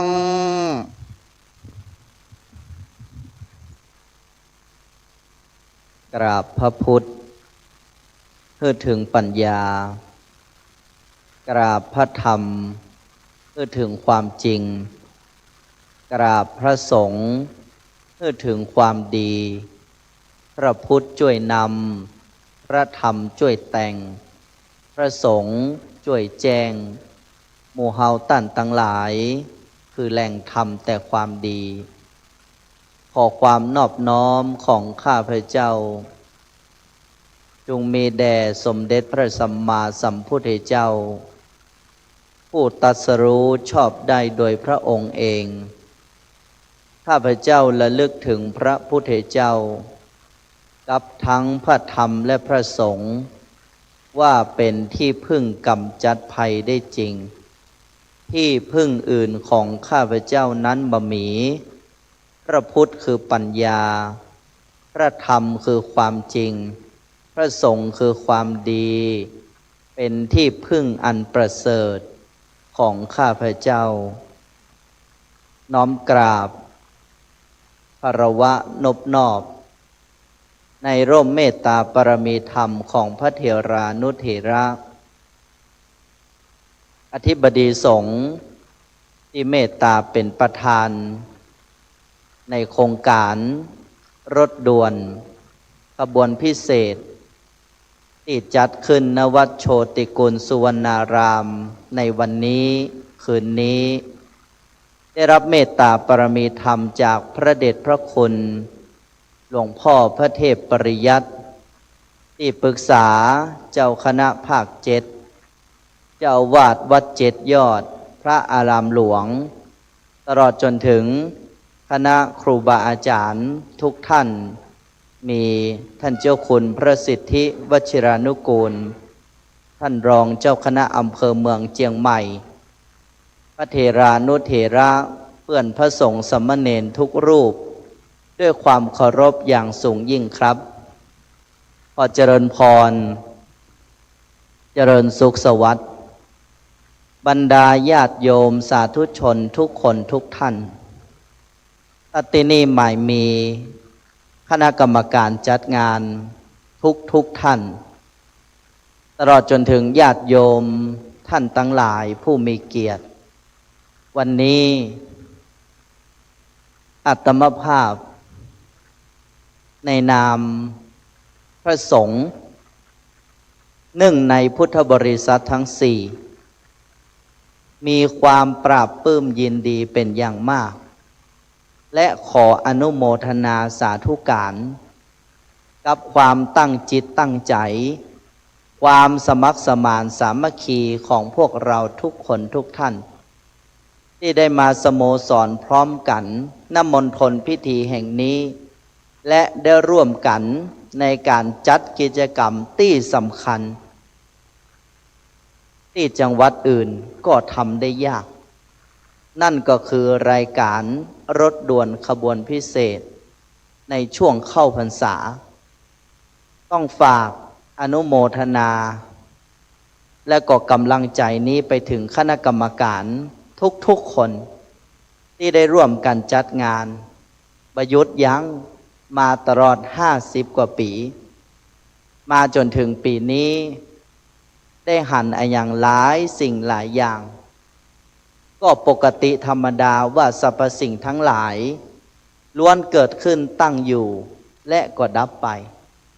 เพราะฉะนั้นของใหม่ในวันนั้นก็เป็นของเก่าในวันนี้จึงเป็นหน้าที่ของลูกหลานที่จะได้ช่วยกันสืบสานต่อยอดดังพระราชปณิธานของพระบาทสมเด็จพระวชิรเกล้าเจ้าอยู่หัวที่พระองค์ทรงสืบสารรักษาและต่อยอดสิ่งที่พระมหากษัตริย์รัชกาลที่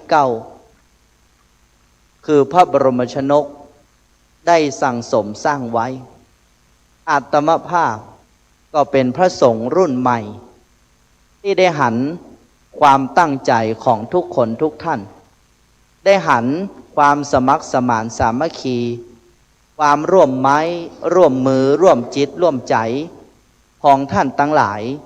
ที่ได้มาร่วมกันสมัครสมานสามัคคี ทำให้งานนี้นั้นเกิดขึ้น ถึงแม้นว่าเวลานี้หลายท่านหลายคนก็คงจะครุ่นคิดในใจว่าฉันมาทำอะไรที่นี่แน่นอนญาติโยมท่านทั้งหลายไม่ใช่เพียงแค่ท่านทั้งหลายเท่านั้นที่คิดแบบนี้แม้แต่ลูกหลานของทุกคนทุกท่านที่ร่วมตอบปัญหาเมื่อกี้เขาก็กำลังงงอยู่ว่าฉันมาทำอะไรที่นี่ทำไมอาตมาภาพจึงกล้าที่จะอู้เรื่องนี้กับบรรดาญาติโยมทุกคนทุกท่านเพราะมันเป็นเรื่องสำคัญต่อการร่วมกันสืบสารและต่อยอดสิ่งที่หมู่เฮาทุกคนทุกท่านได้สืบมโนปณิธานเหล่าบุรพาจารย์ที่ได้ร่วมสร้างไว้ย้อนไป50 กว่าปีที่ผ่านมากิจกรรมครั้งนี้เกิดขึ้นเพื่ออะไรรักษาแล้วก็กลมเกลียวสามัคคีเพื่อเกิดเป็นชาติศาสนาพระมหากษัตริย์ดังคำท่านว่าสามัคคีรักกันฉันพี่น้องเรื่องมัวหมองข้องใจไม่ถือสาให้อภัยยกโทษไม่โกรธามีเมตตารักกันไม่ฟั่นเฟือนลิ้นกับฟันอยู่ด้วยกันมันกระทบบางครั้งขบห่อเลือดเหมือนเฉือดเฉือนเพื่อนร่วมชาติเหมือนญาติอยู่ในเรือนเปรียบดังเพื่อนร่วมตายอย่าหน่ายกันแม้ผิดบ้างพลั้งหน่อยอย่าพลอยซ้ำให้ระกำช้ำจิตคิดเหหันควรผ่อนสั้นผ่อนยาวเข้าหากันนิรันดร์ฉันน้องพี่นี้ดีเอ่ยสุขาสังคสะสามัคคีความสมานสามัคคีปรองดองเป็นน้ำหนึ่งใจเดียวกันนั้นย่อมนำสุขมาให้แม้เวลานี้จะเกิดวิกฤตศรัทธามากมายแต่พอออกไม่ออกศรัทธาญาติโยมทุกท่านบัลละพระพุทธศาสนาเลยเพราะฉะนั้นคือสิ่งที่ยิ่งใหญ่และอาตมภาพในนามพระสงฆ์สามเณรตลอดจนถึงกำลังพระศาสนาทั้งหลายทั้งปวงเมื่อมหันทุกคนทุกท่านอย่างนี้เหมือนประดุจดังกองทัพที่มีกำลังขึ้นมาแห่งครั้งหนึ่งภาพในวันนี้อาตมภาพยอมรับว่าเป็นภาพที่อาตมภาพมีกำลังใจขึ้นมามากเลยทีเดียวญาติโยมทุกท่านอย่าลืมว่าพวกเราท่านทั้งหลายล้วนเป็นบริษัทเดียวกันเพราะพุทธบริษัทนั้นประกอบด้วยพระสงฆ์ภิกษุณีอุบาสกอุบาสิกาอย่างตะกี้ที่กล่าวไว้ว่าสีกาหรืออุบาสิกานั้นอาตมภาพอยากจะบอกว่าเป็นการกล่าวความหมายที่ผิดเพราะคำว่าอุบาสิกานั้นคือผู้เข้าใกล้พระรัตนตรัยถ้าจะบอกว่าสีกาก็คือผู้เข้าใกล้พระสงฆ์โยมเข้าใจผิดเสียแล้วเพราะอะไรอย่างเพราะพวกเราท่านทั้งหลายบ่เข้าใจคำว่าพระรัตนตรัยเราจึงเข้าใจว่าพระพุทธพระธรรมพระสงฆ์นี้คือสิ่งภายนอกจิตใจของเราอาตมาภาพขอฝากบรรดาญาติโยมทุกคนทุกท่านถ้าวันนี้หมู่เฮาทุกคนทุกท่านหวังจะสืบอายุพระพุทธศาสนาเฮาท่านทั้งหลายจะต้องช่วยกันว่าพระรัตนตรัยมีคุณกับเรายังไงพ่อแม่ศรัทธาญาติโยมไหนบอกอาตมาภาพหรอว่าพระพุทธช่วยโยมอย่างใดพระธรรมช่วยโยมอย่างใด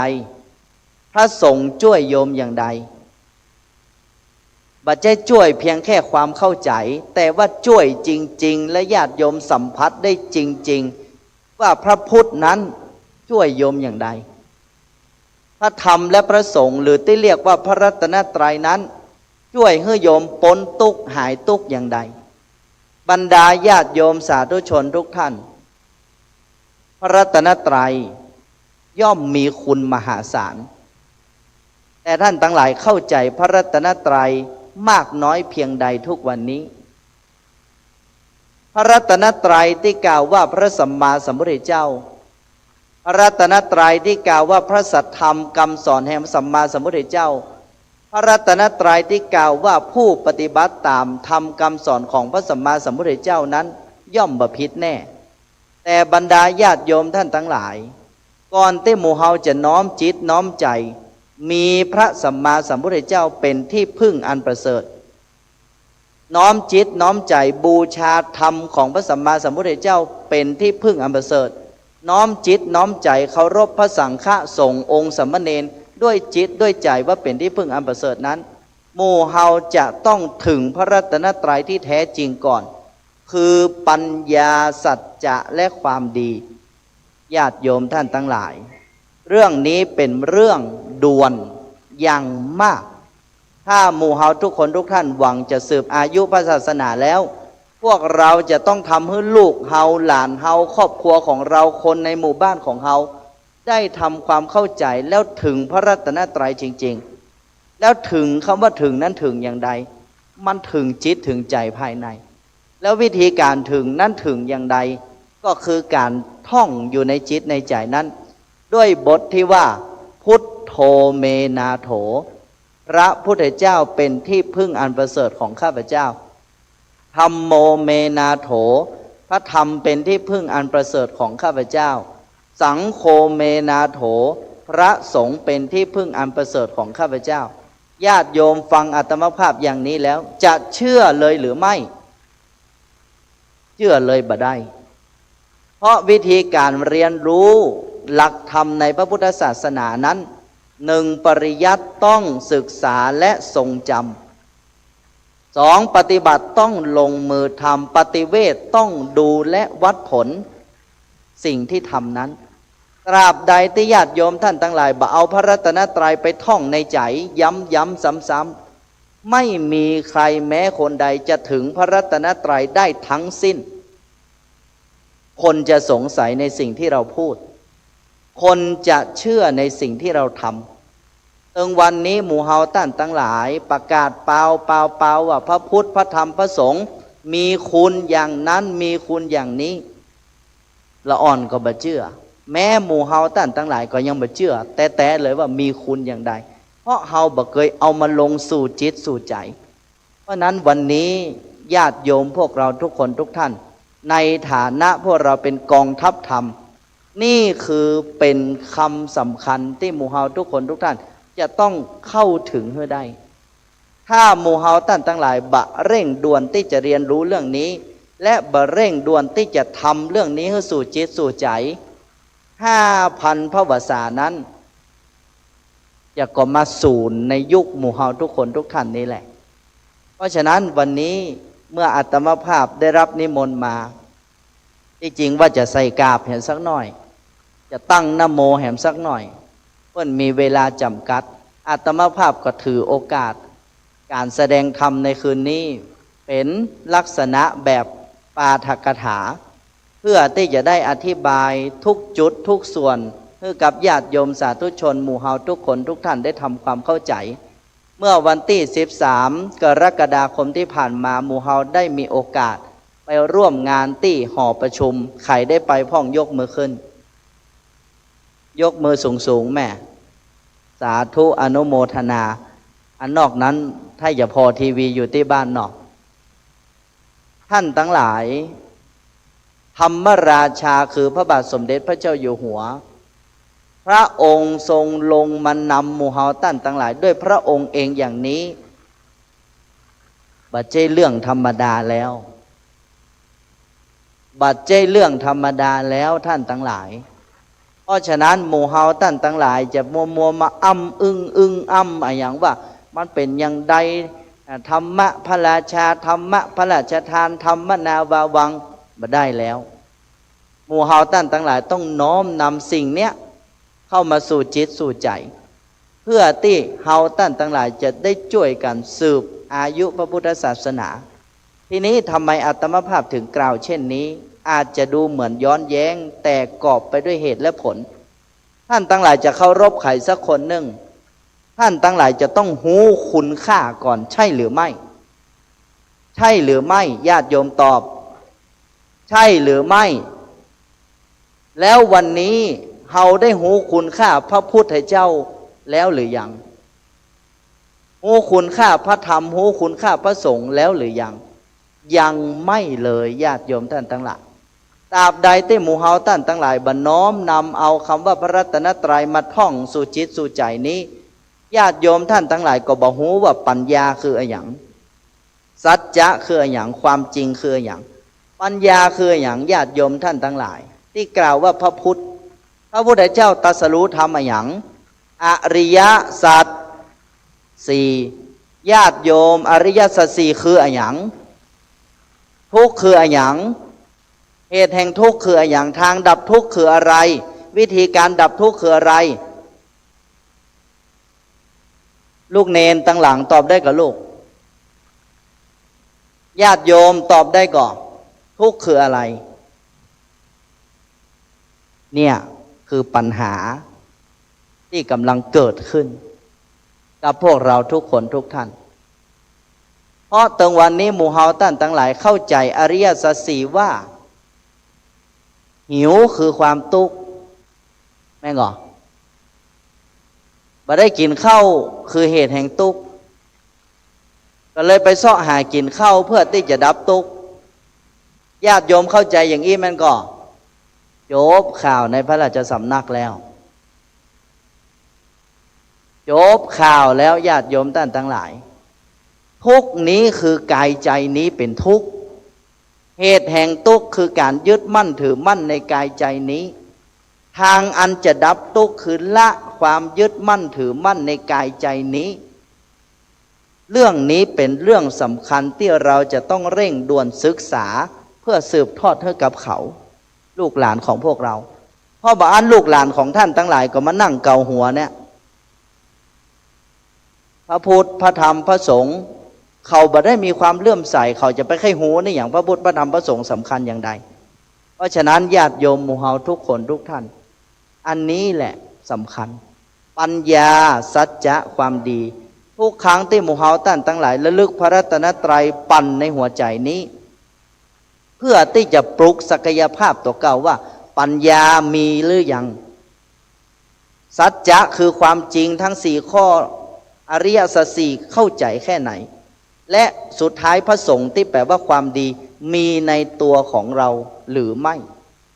นั่นต่างหากคือการปลุกจิตปลุกใจของญาติโยมและญาติโยมจะได้อะไรจากการระลึกพระรัตนตรัย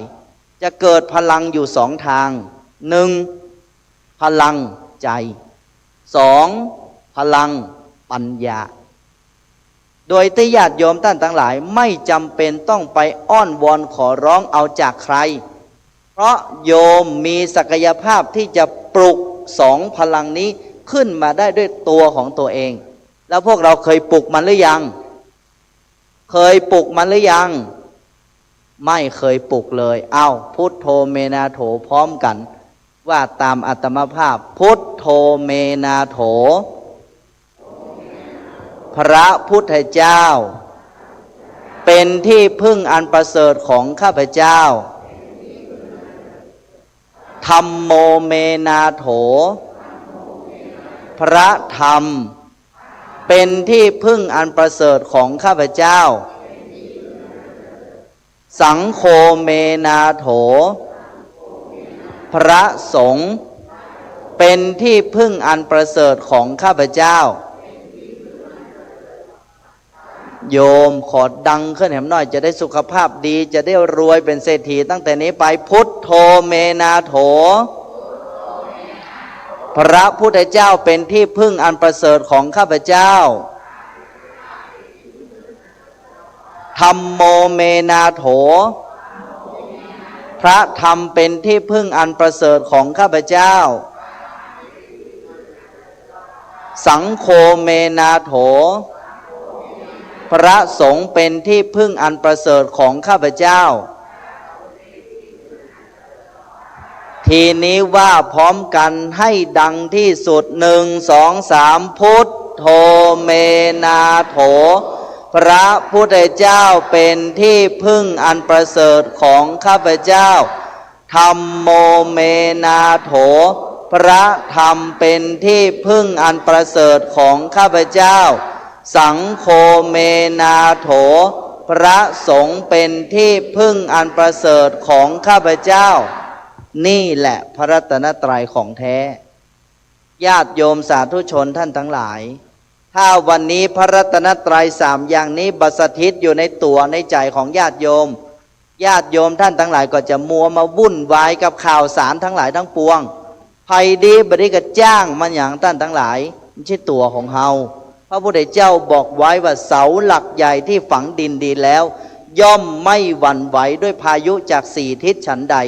บุคคลผู้ใดได้รู้ได้เห็นอริยสัจสี่ย่อมไม่หวั่นไหวด้วยโลกธรรมฉันนั้นถ้าทุกวันนี้ชาวพุทธของเรายังหวั่นไหวด้วยโลกธรรมมีลาภเสื่อมลาภมียศเสื่อมยศสรรเสริญนินทาสุขทุกข์เป็นธรรมดานั่นแหละเรายังบ่ถึงอริยสัจสี่เตื้อเพราะฉะนั้นอาตมภาพขอฝากพ่อแม่ศรัทธาญาติโยมทุกคนทุกท่านวันนี้ก็ตั้งใจมาแต่เช้าเพื่อที่จะมาพบปะแล้วก็ให้กำลังใจสาธุชนญาติโยมอาตมาภาพจะไปคอยดูแลญาติโยมทุกคนทุกท่านทุกที่ทุกแห่งหนบ่ได้แต่สิ่งที่จะคุ้มครองป้องภัยญาติโยมนั้นหรือมีของอันวิเศษอยู่ที่บอกไว้ตะกี้คือพระรัตนตรัยขอพ่อขอแม่ขอศรัทธาญาติโยมทั้งหลายนับแต่วินาทีนี้ไปนำพระรัตนตรัยลงสู่จิตสู่ใจแล้ววันพระหน้าเราจะมาถามว่าระลึกพระรัตนตรัยแล้วมันดีอย่างไรไอ้ขี้กัวไอ้ขี้ขาดไอ้ความเบื่อความนายความเศร้าความโศกแพนิคซึมเศร้าที่เป็นอยู่นั้นมันทุเลาเบาบางลงหรือไม่เพราะอาตมาภาพนำไปใช้แล้วก็เกิดผลเกิดประโยชน์อย่างที่เคยบอกกับญาติโยมต่างหลายไว้ว่าอาตมาภาพนำไปใช้ที่ทันทสถานหญิงจังหวัดเชียงใหม่ซึ่งเป็นสถานที่คนทุกข์มากที่สุดปรากฏว่าอาตมาภาพเอาคนทั้งคุกน่ะท่องพระรัตนตรัยแบบเนี้ยบรรยากาศข้างในก็เปลี่ยนไปหมดเลยจนมีนักโทษคนหนึ่งบอกว่าบรรยากาศเวลานี้มันเหมือนที่จองจำมันเหมือนกับโรงเรียนประจำมากกว่าญาติโยมท่านทั้งหลายลองคิดพอว่าขนาดในคอกที่มีตุกเหลือหมู่เฮาท่านทั้งหลายเป็นร้อยเต้าพันเต้าเพิ่นยังเปลี่ยนจิตเปลี่ยนใจเปลี่ยนสถานการณ์เปลี่ยนครอบครัวเพิ่นได้แล้วทำไมญาติโยมนำไปใช้ในชีวิตจะเปลี่ยนโยมบ่ได้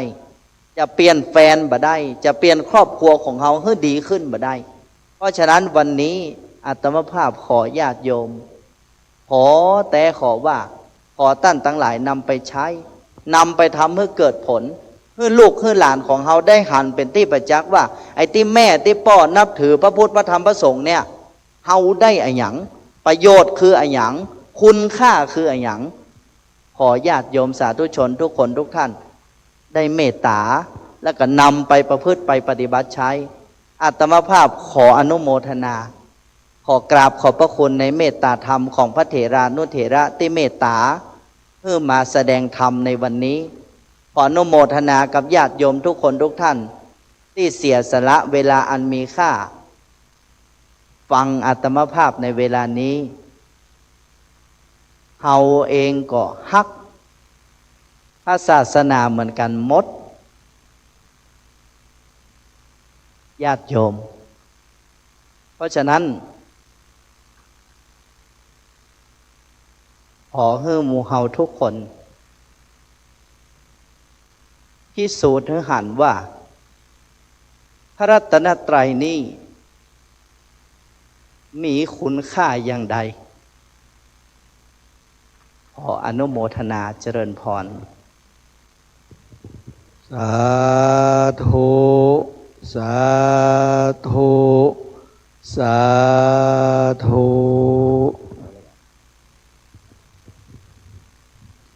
กับ เราได้รับฟังพระธรรมเทศนาอันทรงคุณค่านะครับขององค์ธรรมกถึกนะครับท่านพระครูปลัดทินวัตรญาณสิทธิวาทีเจ้าวาดวัดยางกวงครับได้ทำความเข้าใจในเรื่องการนับถือพระรัตนตรัยนะครับอันมีพระพุทธพระธรรมพระสงฆ์ซึ่งเป็นสรณะที่เพิ่งสูงทรงของหมู่เฮาจบลงไปแล้วครับจากนี้ไปจะได้น้อมถวายจตุปัจจัยทายธรรมกันเทศแด่องค์ธรรมกถึกครับตามแบบเบ้าโบราณจะได้ถวายเป็นพุทธบูชาในองค์สมเด็จพระสัมมาสัมพุทธเจ้าก่อนนะครับสำหรับการพระพุทธนั้นนะครับได้รับเกียรติจากท่านอาจารย์มณิษฐ์ขันธสีมานะครับได้เข้าน้อมถวายกันพระพุทธก่อนเนอนะครับทางด้านนี้นะครับกันพระพุทธเนอ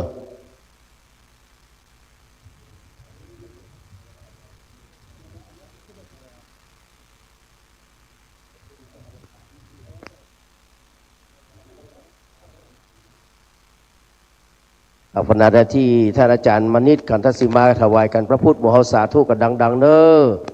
สาธุสาธุ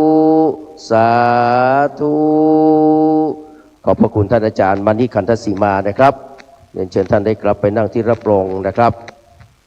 กับนายกยุวพุทธิกะสมาคมจังหวัดเชียงใหม่นะครับจากนี้ไปถวายกันเทศมีสองท่านเนอซ้ายขวานะครับแล้วก็ปัจจัยขึ้นไปถวายพร้อมกันนะครับถวายนะครับเฮาเนี่ยใดเอาดอกไม้ถวายเป็นตัวแทนเนาะเอาตลปัจจิกว่าครับเรียนเชิญนะครับคุณสมฤทัยบูรณะพัฒนามาถวายข้าวสารฝั่งซ้ายแล้วก็คุณธัญธรนะครับชาวธรรมรงวัดนะครับถวายไข่ด้านขวานะครับเรียนเชิญทั้งสองท่านเลยครับครับเอาซ้ายก่อนนะครับถวายข้าวสารก่อนเมตตาท่านอาจารย์พระครูปลัดนะครับได้ลุกมาเอาพัดมาครับถวายปัจจัยจะได้ขึ้นมาเอาดอกไม้ติพันเป็นตัวแทนเนอะกลับไปทั้งคู่เลยครับไปทั้งคู่เลยครับเอาตัวที่ไข่มาตัวเอาดอกที่ไข่มาตัวเอาทีเดียวเลยครับเอาดอกที่ไข่มาใส่ตัวนะเอาสาธุสาธุสาธุเดี๋ยวปัจจัยทั้งสองท่านเนอะ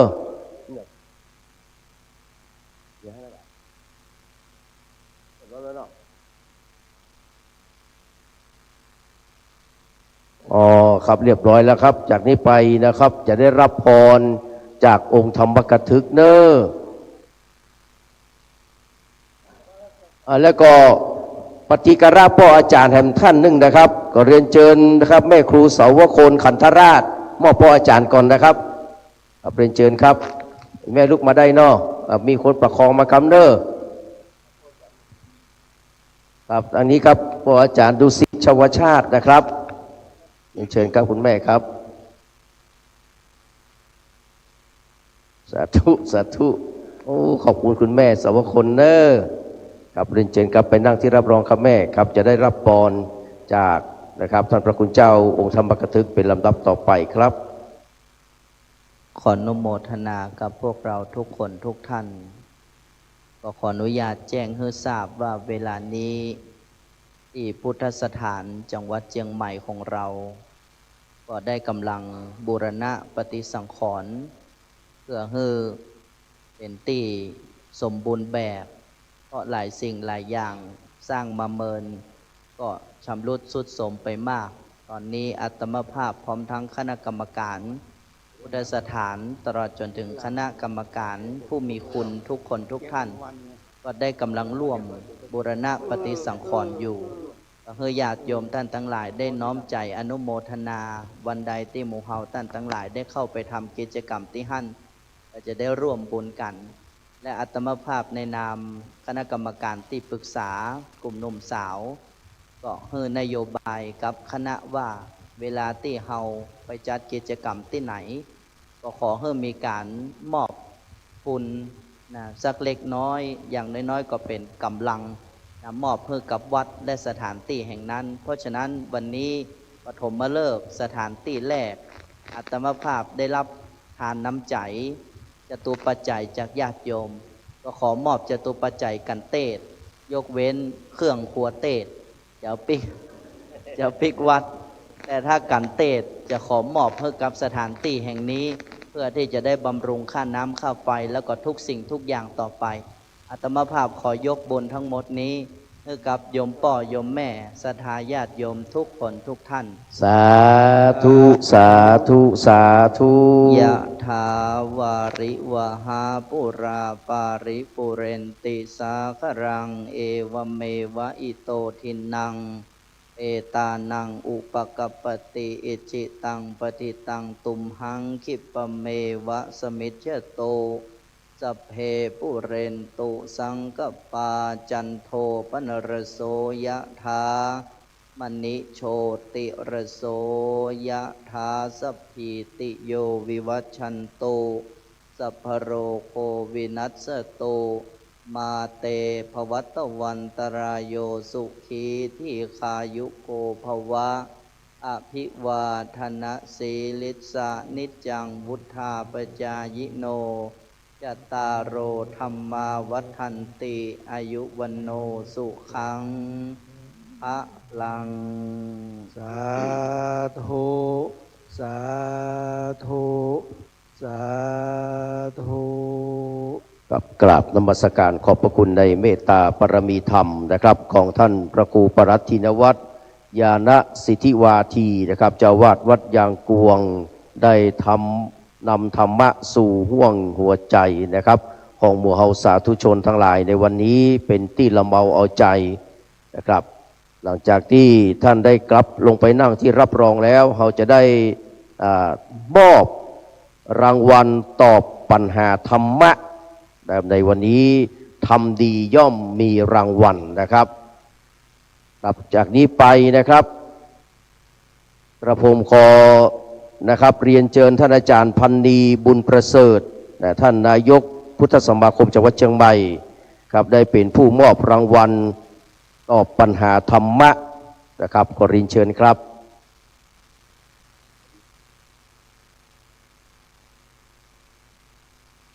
ครับเอายืนตรงกลางให้สง่างามนะครับตรงนั้นเลยครับจะได้เรียนเชิญละออนไปรับตามรายการดังนี้นะครับครับลำดับที่หนึ่งคือโรงเรียนวัดป่าตันนะครับเด็กหญิงปวีรดานะครับจันชัยเนาะนะครับแล้วก็นะครับเด็กหญิงนฤมลนะครับเรียนเชิญนะครับขอบคุณกับผู้ให้ดีใจกับผู้รับนะครับเสียงปรบมือหน่อยกับรับถึง2 คนนะครับต่อไปก็เป็นวัด7 ยอดนะครับถาปกรปัญญาเลิศกับกัลยรัตน์นะครับหารศึก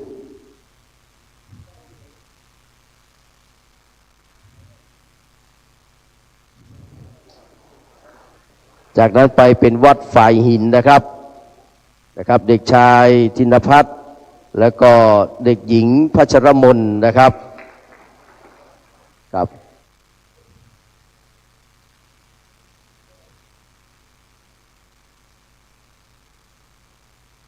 อันที่4ก็เป็นซีโซดานะครับกับเพิ่มทรัพย์หมีฟั่นกับพันศินีอัครโรจน์นะครับโอ้สุดยอดเลยนะครับ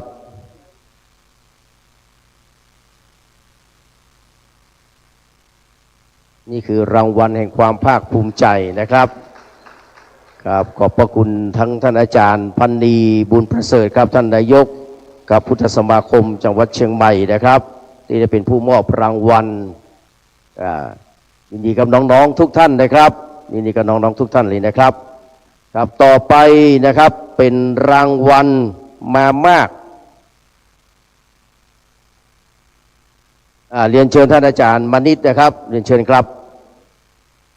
ครับก่อนที่จะมอบรางวัลแต่ละรางวัลนั้นมีรางวัลมามากครับเป็นระเบียบเรียบร้อยขอเชิญวัดต่างๆเหล่านี้ส่งตัวแทนมาด้านหน้าเลยครับวัดป่าเหว วัดแม่แก้ดน้อย บวกคกน้อย เมืองลัง ชุมชนดองเซ้งแล้วก็ฝ่ายหิน ขอส่งตัวแทนมาอยู่ด้านหน้าเลยนะครับสำหรับรางวัลมามากในวันนี้ ขอเรียนเชิญคุณพันศักดิ์ศรีใจรองประธานกลุ่มสาวจังหวัดเชียงใหม่ได้เป็นผู้มอบรางวัลครับขอเรียนเชิญคุณพันศักดิ์ศรีใจครับรางวัลมามากอันดับหนึ่งในวันนี้ได้แก่กลุ่มสาววัดป่าเหวอำเภอสันกำแพงครับอันดับสองต่อมาเลย วัดแม่แก้ดน้อยป่าไผ่สันทรายครับออกมาก่อนเลยนะครับรางวัลที่สามครับได้แก่วัดบุกคกน้อยตำบลหนองปลาข้างอำเภอเมือง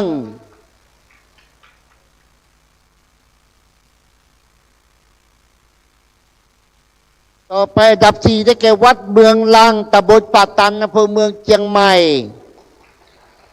วัดเมืองลังครับและอันดับที่ห้าชุมชนหนองเซ้งตำบลวัดเกตอำเภอเมืองเชียงใหม่ครับ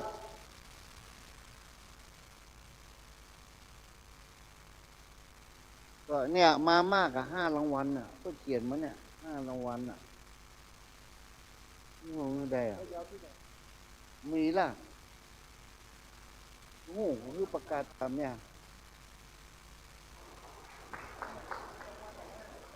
มันบดละรางวัลบดแล้วก็ดีเหมือนเดิม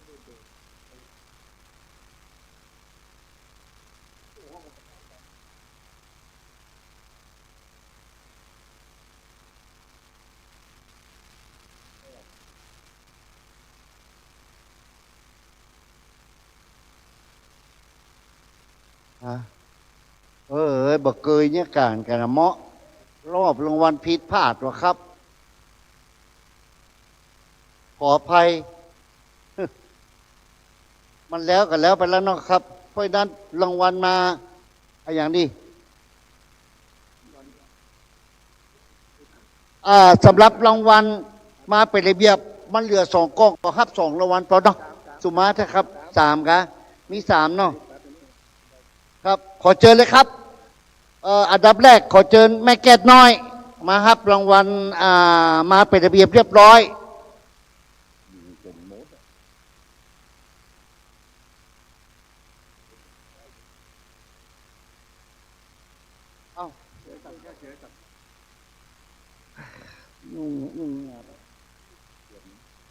มาเป็นระเบียบเรียบร้อยแม่คุณแม่มาแล้วนะแม่มวยเป็นคนมอบละเป็นคนมอบนะครับครับเชิญวัดเมืองลังครับออกมาครับรางวัลครับวัดเมืองลัง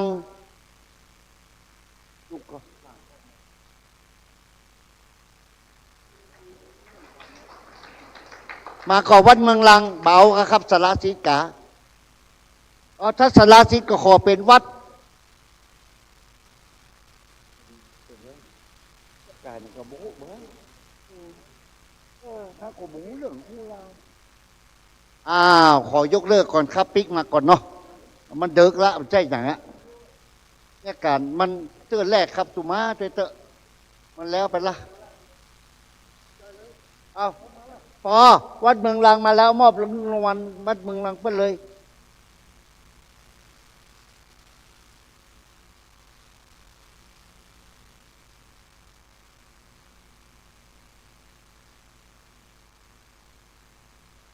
ก็มีรางวัลอย่างครับแล้วมีรางวัลอย่างมาไก่ดีละที่ไหนเอามาได้เอามาได้เป็นรางวัลอย่าง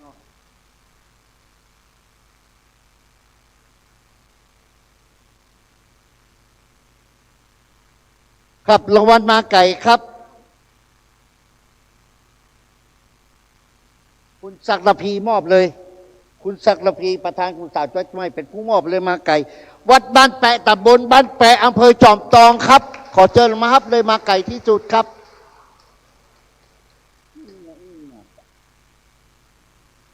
มีอย่างละกะโมดกะน้องมีละเอาวันมาใกล้หวา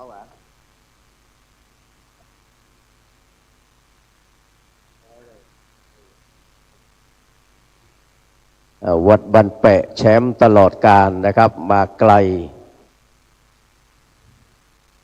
ครับเสียงปรบมือนะครับขอบพระคุณเป็นอย่างยิ่งนะครับต่อไปเป็นการมอบกันเทศนะครับมอบกันเทศนะครับคุณศักรพีสุภาประธานกลุ่มหนุ่มสาวจังหวัดเชียงใหม่จะเป็นผู้มอบนะครับ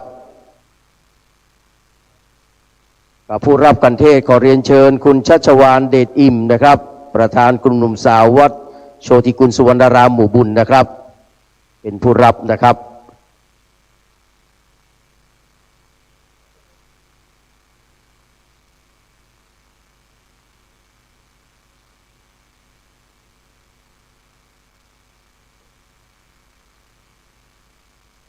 ครับยอดกันเทศนะครับวันนี้ 1160 บาทนะครับสาธุสาธุสาธุกับรวมนะครับรวมแฮม5 ต้นอีก 10,000 บาทนะครับกับรวมกัน5 ต้นรวมเป็นนะครับเป็น 20,000 บาทเนาะนะครับครับแล้วจากนั้นยอดบริจาควารสารนะครับ 4,515 บาทยอดบริจาครวมใจสู่ยอดดอย 3,674 บาทยอดบริจาคทุนการศึกษาตอบธรรมะ 3,880 บาทจำนวนสมาชิกฟังเทศ34 กลุ่มนะครับครับท่านที่มาร่วมในวันนี้นะครับมีวัดป่าแพ่งวัดลังกาวัดบกครกหลวงวัดหนองปลาครั่งวัดศรีสุพรรณชุมชนทิพเนตรวัดป่าตันวัดฝ่ายหินวัดหนองบวกส้มชมรมอนุรักษ์วัฒนธรรมประเพณีเชียงใหม่ชมรมลูกเสือชาวบ้านอำเภอเมืองกับชุมชนช่างเคี่ยนวัดเมืองลังวัดบกครกน้อยกับวัดกู่คำวัดดอนจันทร์วัดยางกวงชุมชนหนองเซ้งนะครับวัดท่ากระดาษวัดเมืองกายวัดศรีบัวเงินวัดท่าสตอยวัดเจ็ดยอดวัดสันทรายต้นกอกวัดศรีโสดานะครับวัดปราพร้าวในเนาะนะครับแล้วก็วัดพระธาตุดอยสุเทพนะครับกราบขอบพระคุณเป็นอย่างยิ่งอนุโมทนาสาธุการตัวยนะครับในที่สุดท้ายนี้นะครับเมื่อมีการกล่าวนะครับต้อนรับแล้วกล่าวสัมโมทนียคาถาแล้วทำกิจกรรมทุกอย่างแล้วจะต้องมีการกล่าวขอบคุณนะครับจากนี้ไปกราบอาราธนาท่านพระครูสังฆรักษ์นัตถิพัฒน์นัตกโลหรือว่าครูบาไก่พลอยเจ้าอาวาสนะครับวัดโชติกุลสุวรรณารามหมู่บุญได้เมตตากล่าวขอบพระคุณพระสงฆ์องค์เจ้าอันมีพระเดชพระคุณหลวงพ่อพระเทพปริยัติเป็นต้นและอนุโมทนาสาธุการกับศรัทธาญาติโยมทุกคนทุกท่านเป็นลำดับต่อไปกราบอาราธนาครับ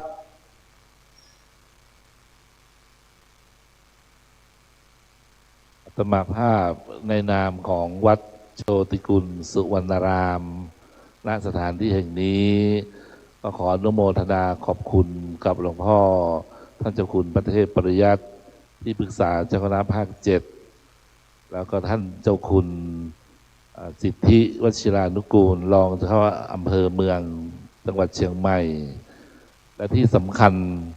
ศาลาแห่งนี้เป็นน้ำพักน้ำแรงของพระเดชพระคุณหลวงพ่อท่านเจ้าคุณพระธรรมเสนาบดีเป็นผู้ออกแบบและเป็นผู้สร้างด้วยเงินนิตยพัฒน์ของท่านซึ่งท่านก็ฝากฝังอาตมาไว้ให้ดูแลสถานที่แห่งนี้ให้ดีเพราะเป็นน้ำพักน้ำแรงเป็นเงินของหลวงพ่อที่ได้จากนิตยพัฒน์ที่เป็นเจ้าคณะพระสังฆาธิการนำมาลงทุนหรือนำมาสร้างศาลาแห่งนี้อาตมาภาพได้รับการติดต่อประสานงานจากกลุ่มหนุ่มสาวอาตมาก็ยินดีต้อนรับอยากจะใช้อาคารหลังนี้เป็นอาคารที่มีประชาชนผู้คนนักศีลนักบุญได้มาทำกิจกรรมในทุกๆกิจกรรมมันก็สมตามเจตนาของพระเดชพระคุณหลวงพ่อท่านเจ้าคุณพระธรรมเสนาบดีหลวงพ่อบรรดอยสุเทพอาตมาภาพก็ขอให้บุญของพระศรีรัตนตรัยและบุญกุศลที่เราได้มาทำพิธีในวันนี้ จงเป็นพลวะเป็นปัจจัยให้ศรัทธาญาติโยมและทุกคนทุกท่านและบุคคลในครอบครัวที่อยู่ทางบ้านประสบไปด้วยจตุรพิธพรชัยทั้งสี่มีอายุวันนะสุขะภาระปฏิภาณธนสารสมบัติจงมาเกิดกับทุกคนทุกท่านขอเจริญพรสาธุอันดับต่อไปเป็นการเจริญสมาธิภาวนาเพื่อให้การบำเพ็ญบุญกุศลของเฮาท่านทั้งหลายครบ3ประการคือ1การฮือทาน2การรักษาศีลและ3การเจริญสมาธิภาวนาขอเชิญทุกท่านนั่งทำกายฮือตรงดำรงสติฮือมันกำหนดลมหายใจเข้าออกฮือสม่ำเสมอบริกรรมภาวนาในขณะหายใจเข้าออกว่าพุทโธหรือสัมมาอรหังหรือยุบหนอปองหนอตามแนวทางสมาธิที่ท่านทั้งหลายได้เคยประพฤติปฏิบัติมาจนกว่าจะสมควรแก่เวลาขอเรียนเชิญทุกท่านทุกคนณกาลบัดนี้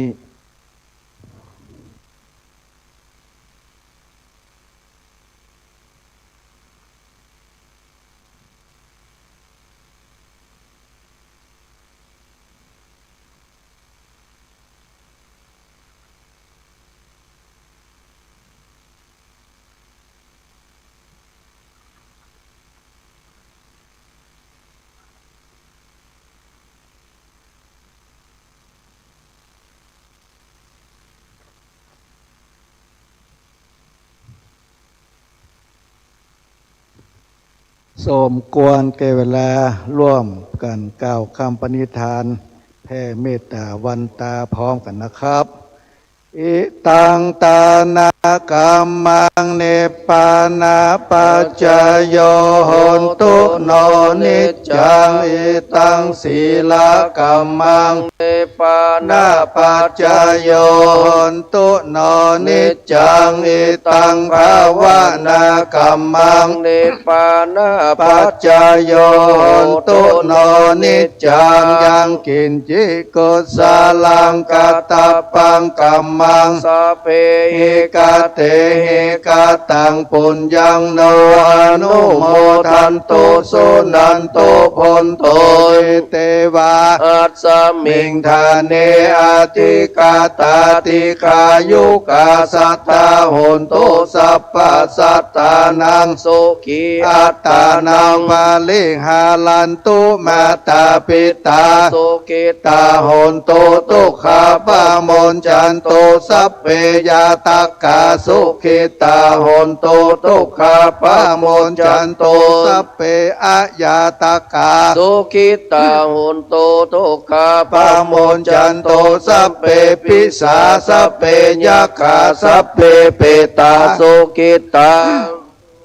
ข้าพโมจันโตสัมเปนักขตาสุขิตาโหนโตตุข้าพโมจันโตสัพเพเทวาสุขิตาโหนโตทุกข้าพโมจันโตสัพเพอาจาริโยปัจจายาสุขิตาโหนโตทุกข้าพโมจันโตสัพพสัมปตินังสมิจันตุโวพุทโธมังกาละสัมพุทโธสัมพุทโธติปาตุตโมพุทธมังกาลังมากัมมะสัพพะทุกขาปะมุญจาเลธัมโมมังกาละสัมพุทโธอัมพิโลตุตัสโสอนุมธัมมะมังกาละมากัมมะสัพพะพยาปะมุญจาเลสังโฆมังกาละสัมพุทโธตักขินายโยอนุตตโลสังฆมังกาละมากัมมะสัพพะโลกาปะมุญจาเลวันตาเมพุทธังสัพพังเมโตสังฆมัทะเมพันเตวันตามิธัมมังสัพพังเมโตสังฆมัทะเมพันเต มิสังขังสัปปะเมโตสังฆามาทัมเมพันเตวันตามิกาโลปัจจายาจาริเยสัพพังเมโตสังฆามาทัมเมพันเตวันตามิกัมมัฏฐานังสัพพะเมโตสังฆามาทัมเมพันเตวันตามิอาลาเมภัตตาสีมายังสัพพะเมโตสังฆามาทัมเมพันเตวันตามิเจติยังสัพพังสัพพะทาเนโสปฏิทิตังสาเลลาธาโตมหาโพธิงพุทธาลูปังสกาลังสัตตานากาโลเกเทวโลเกพรหมโลเกจัมปูติเปลังกาติเปสาเลลาธาตุโยเกสาธาตุโยอรหันตาธาตุโยเจติยังกันทากุติงจตุราสีสหัสเสธรรมกันเทสเปสังปาตเจติยังอหังวันตามิสัพพะโสวันตาเมพันเตสัพพังอาปาลาตังกัมมาตะเมพันเตมยากตังปุญญังสามินาอนุโมทิตาปังสามินากตังปุญญังไมหังอาตปังสาธุสาธุอนุโมทามิ จัตตารโอธรรมาวัฏันติอายุวันโนสุขังปะลัง สาธุสาธุสาธุกับท่านที่เคารพรักครับประเทศชาติของเขาครับมีสถาบันหลัก3สถาบันชาติศาสนาพระมหากษัตริย์อันสำคัญยิ่งและมีพระมหากษัตริย์เป็นศูนย์รวมแห่งจิตใจของประชาชนไทยทั้งประเทศจากนี้ไปเรียนเชิญทุกคนทุกท่านได้ลุกยืนขึ้นนะครับเพื่อถวายพระเกียรติแด่พระบาทสมเด็จพระเจ้าอยู่หัวนะครับพร้อมกับพระบรมสารีวงศ์ทุกๆพระองค์นะครับทั้งหมดตรงเคารพ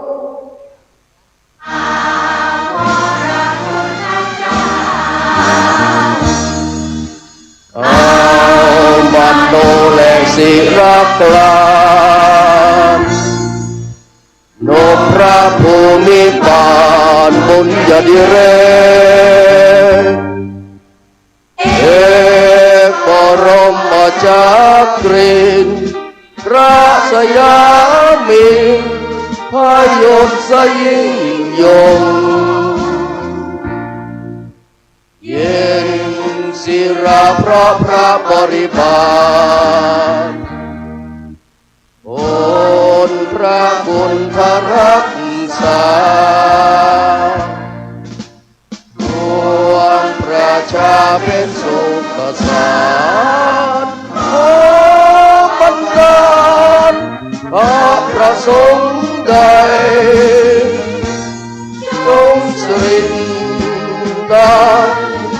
หวังวรหะเริศไทยดุจจะภาวะชัยชัยโยชัยโยชัยโยชัยโยกับกราบนมัสการขอบพระคุณพระเถรานุเถระเจ้าคณะพระสังฆาธิการทุกรูปอันมีพระเดชพระคุณหลวงพ่อพระเทพปริยัตินะครับที่ปรึกษาเจ้าคณะภาค7เจ้าวาดวัด7ยอดพระอารามหลวงท่านพระเจ้าคุณสิทธิวชิรานุกูลนะครับรองเจ้าคณะอำเภอเมืองเชียงใหม่วัดพระธาตุดอยสุเทพนะครับพระสงฆ์องค์เจ้านะครับกับสามเณรทุกรูปวัดสันปะแดงก็มาเนอะวัดสันปะแดงก็มาเปิ้นไม่ได้เขียนไว้นี่ ครับเพราะนั้นขอให้บรรดาพ่อพี่น้องศรัทธาสาธุชนทุกคนทุกท่านนะครับได้ประสบแต่สัพพสิริสวัสดิ์พิพัฒนมงคลอุดมพูนผลไปด้วยจตุรพิธพรชัยทั้ง4ประการอายุวันนะสุขะพระปฏิภาณธนาสารสมบัติยิ่งยืนนานเจโตปณิธานการงานการเงินการดำเนินชีวิตการประกอบธุรกิจต่างๆนานาคิดสิ่งใดสิ่งหนึ่งให้สมดังความมุ่งมา่ปรารถนาทุกคนทุกท่านเดินทางโดยสวัสดิภาพและปลอดภัยขออนุโมทนา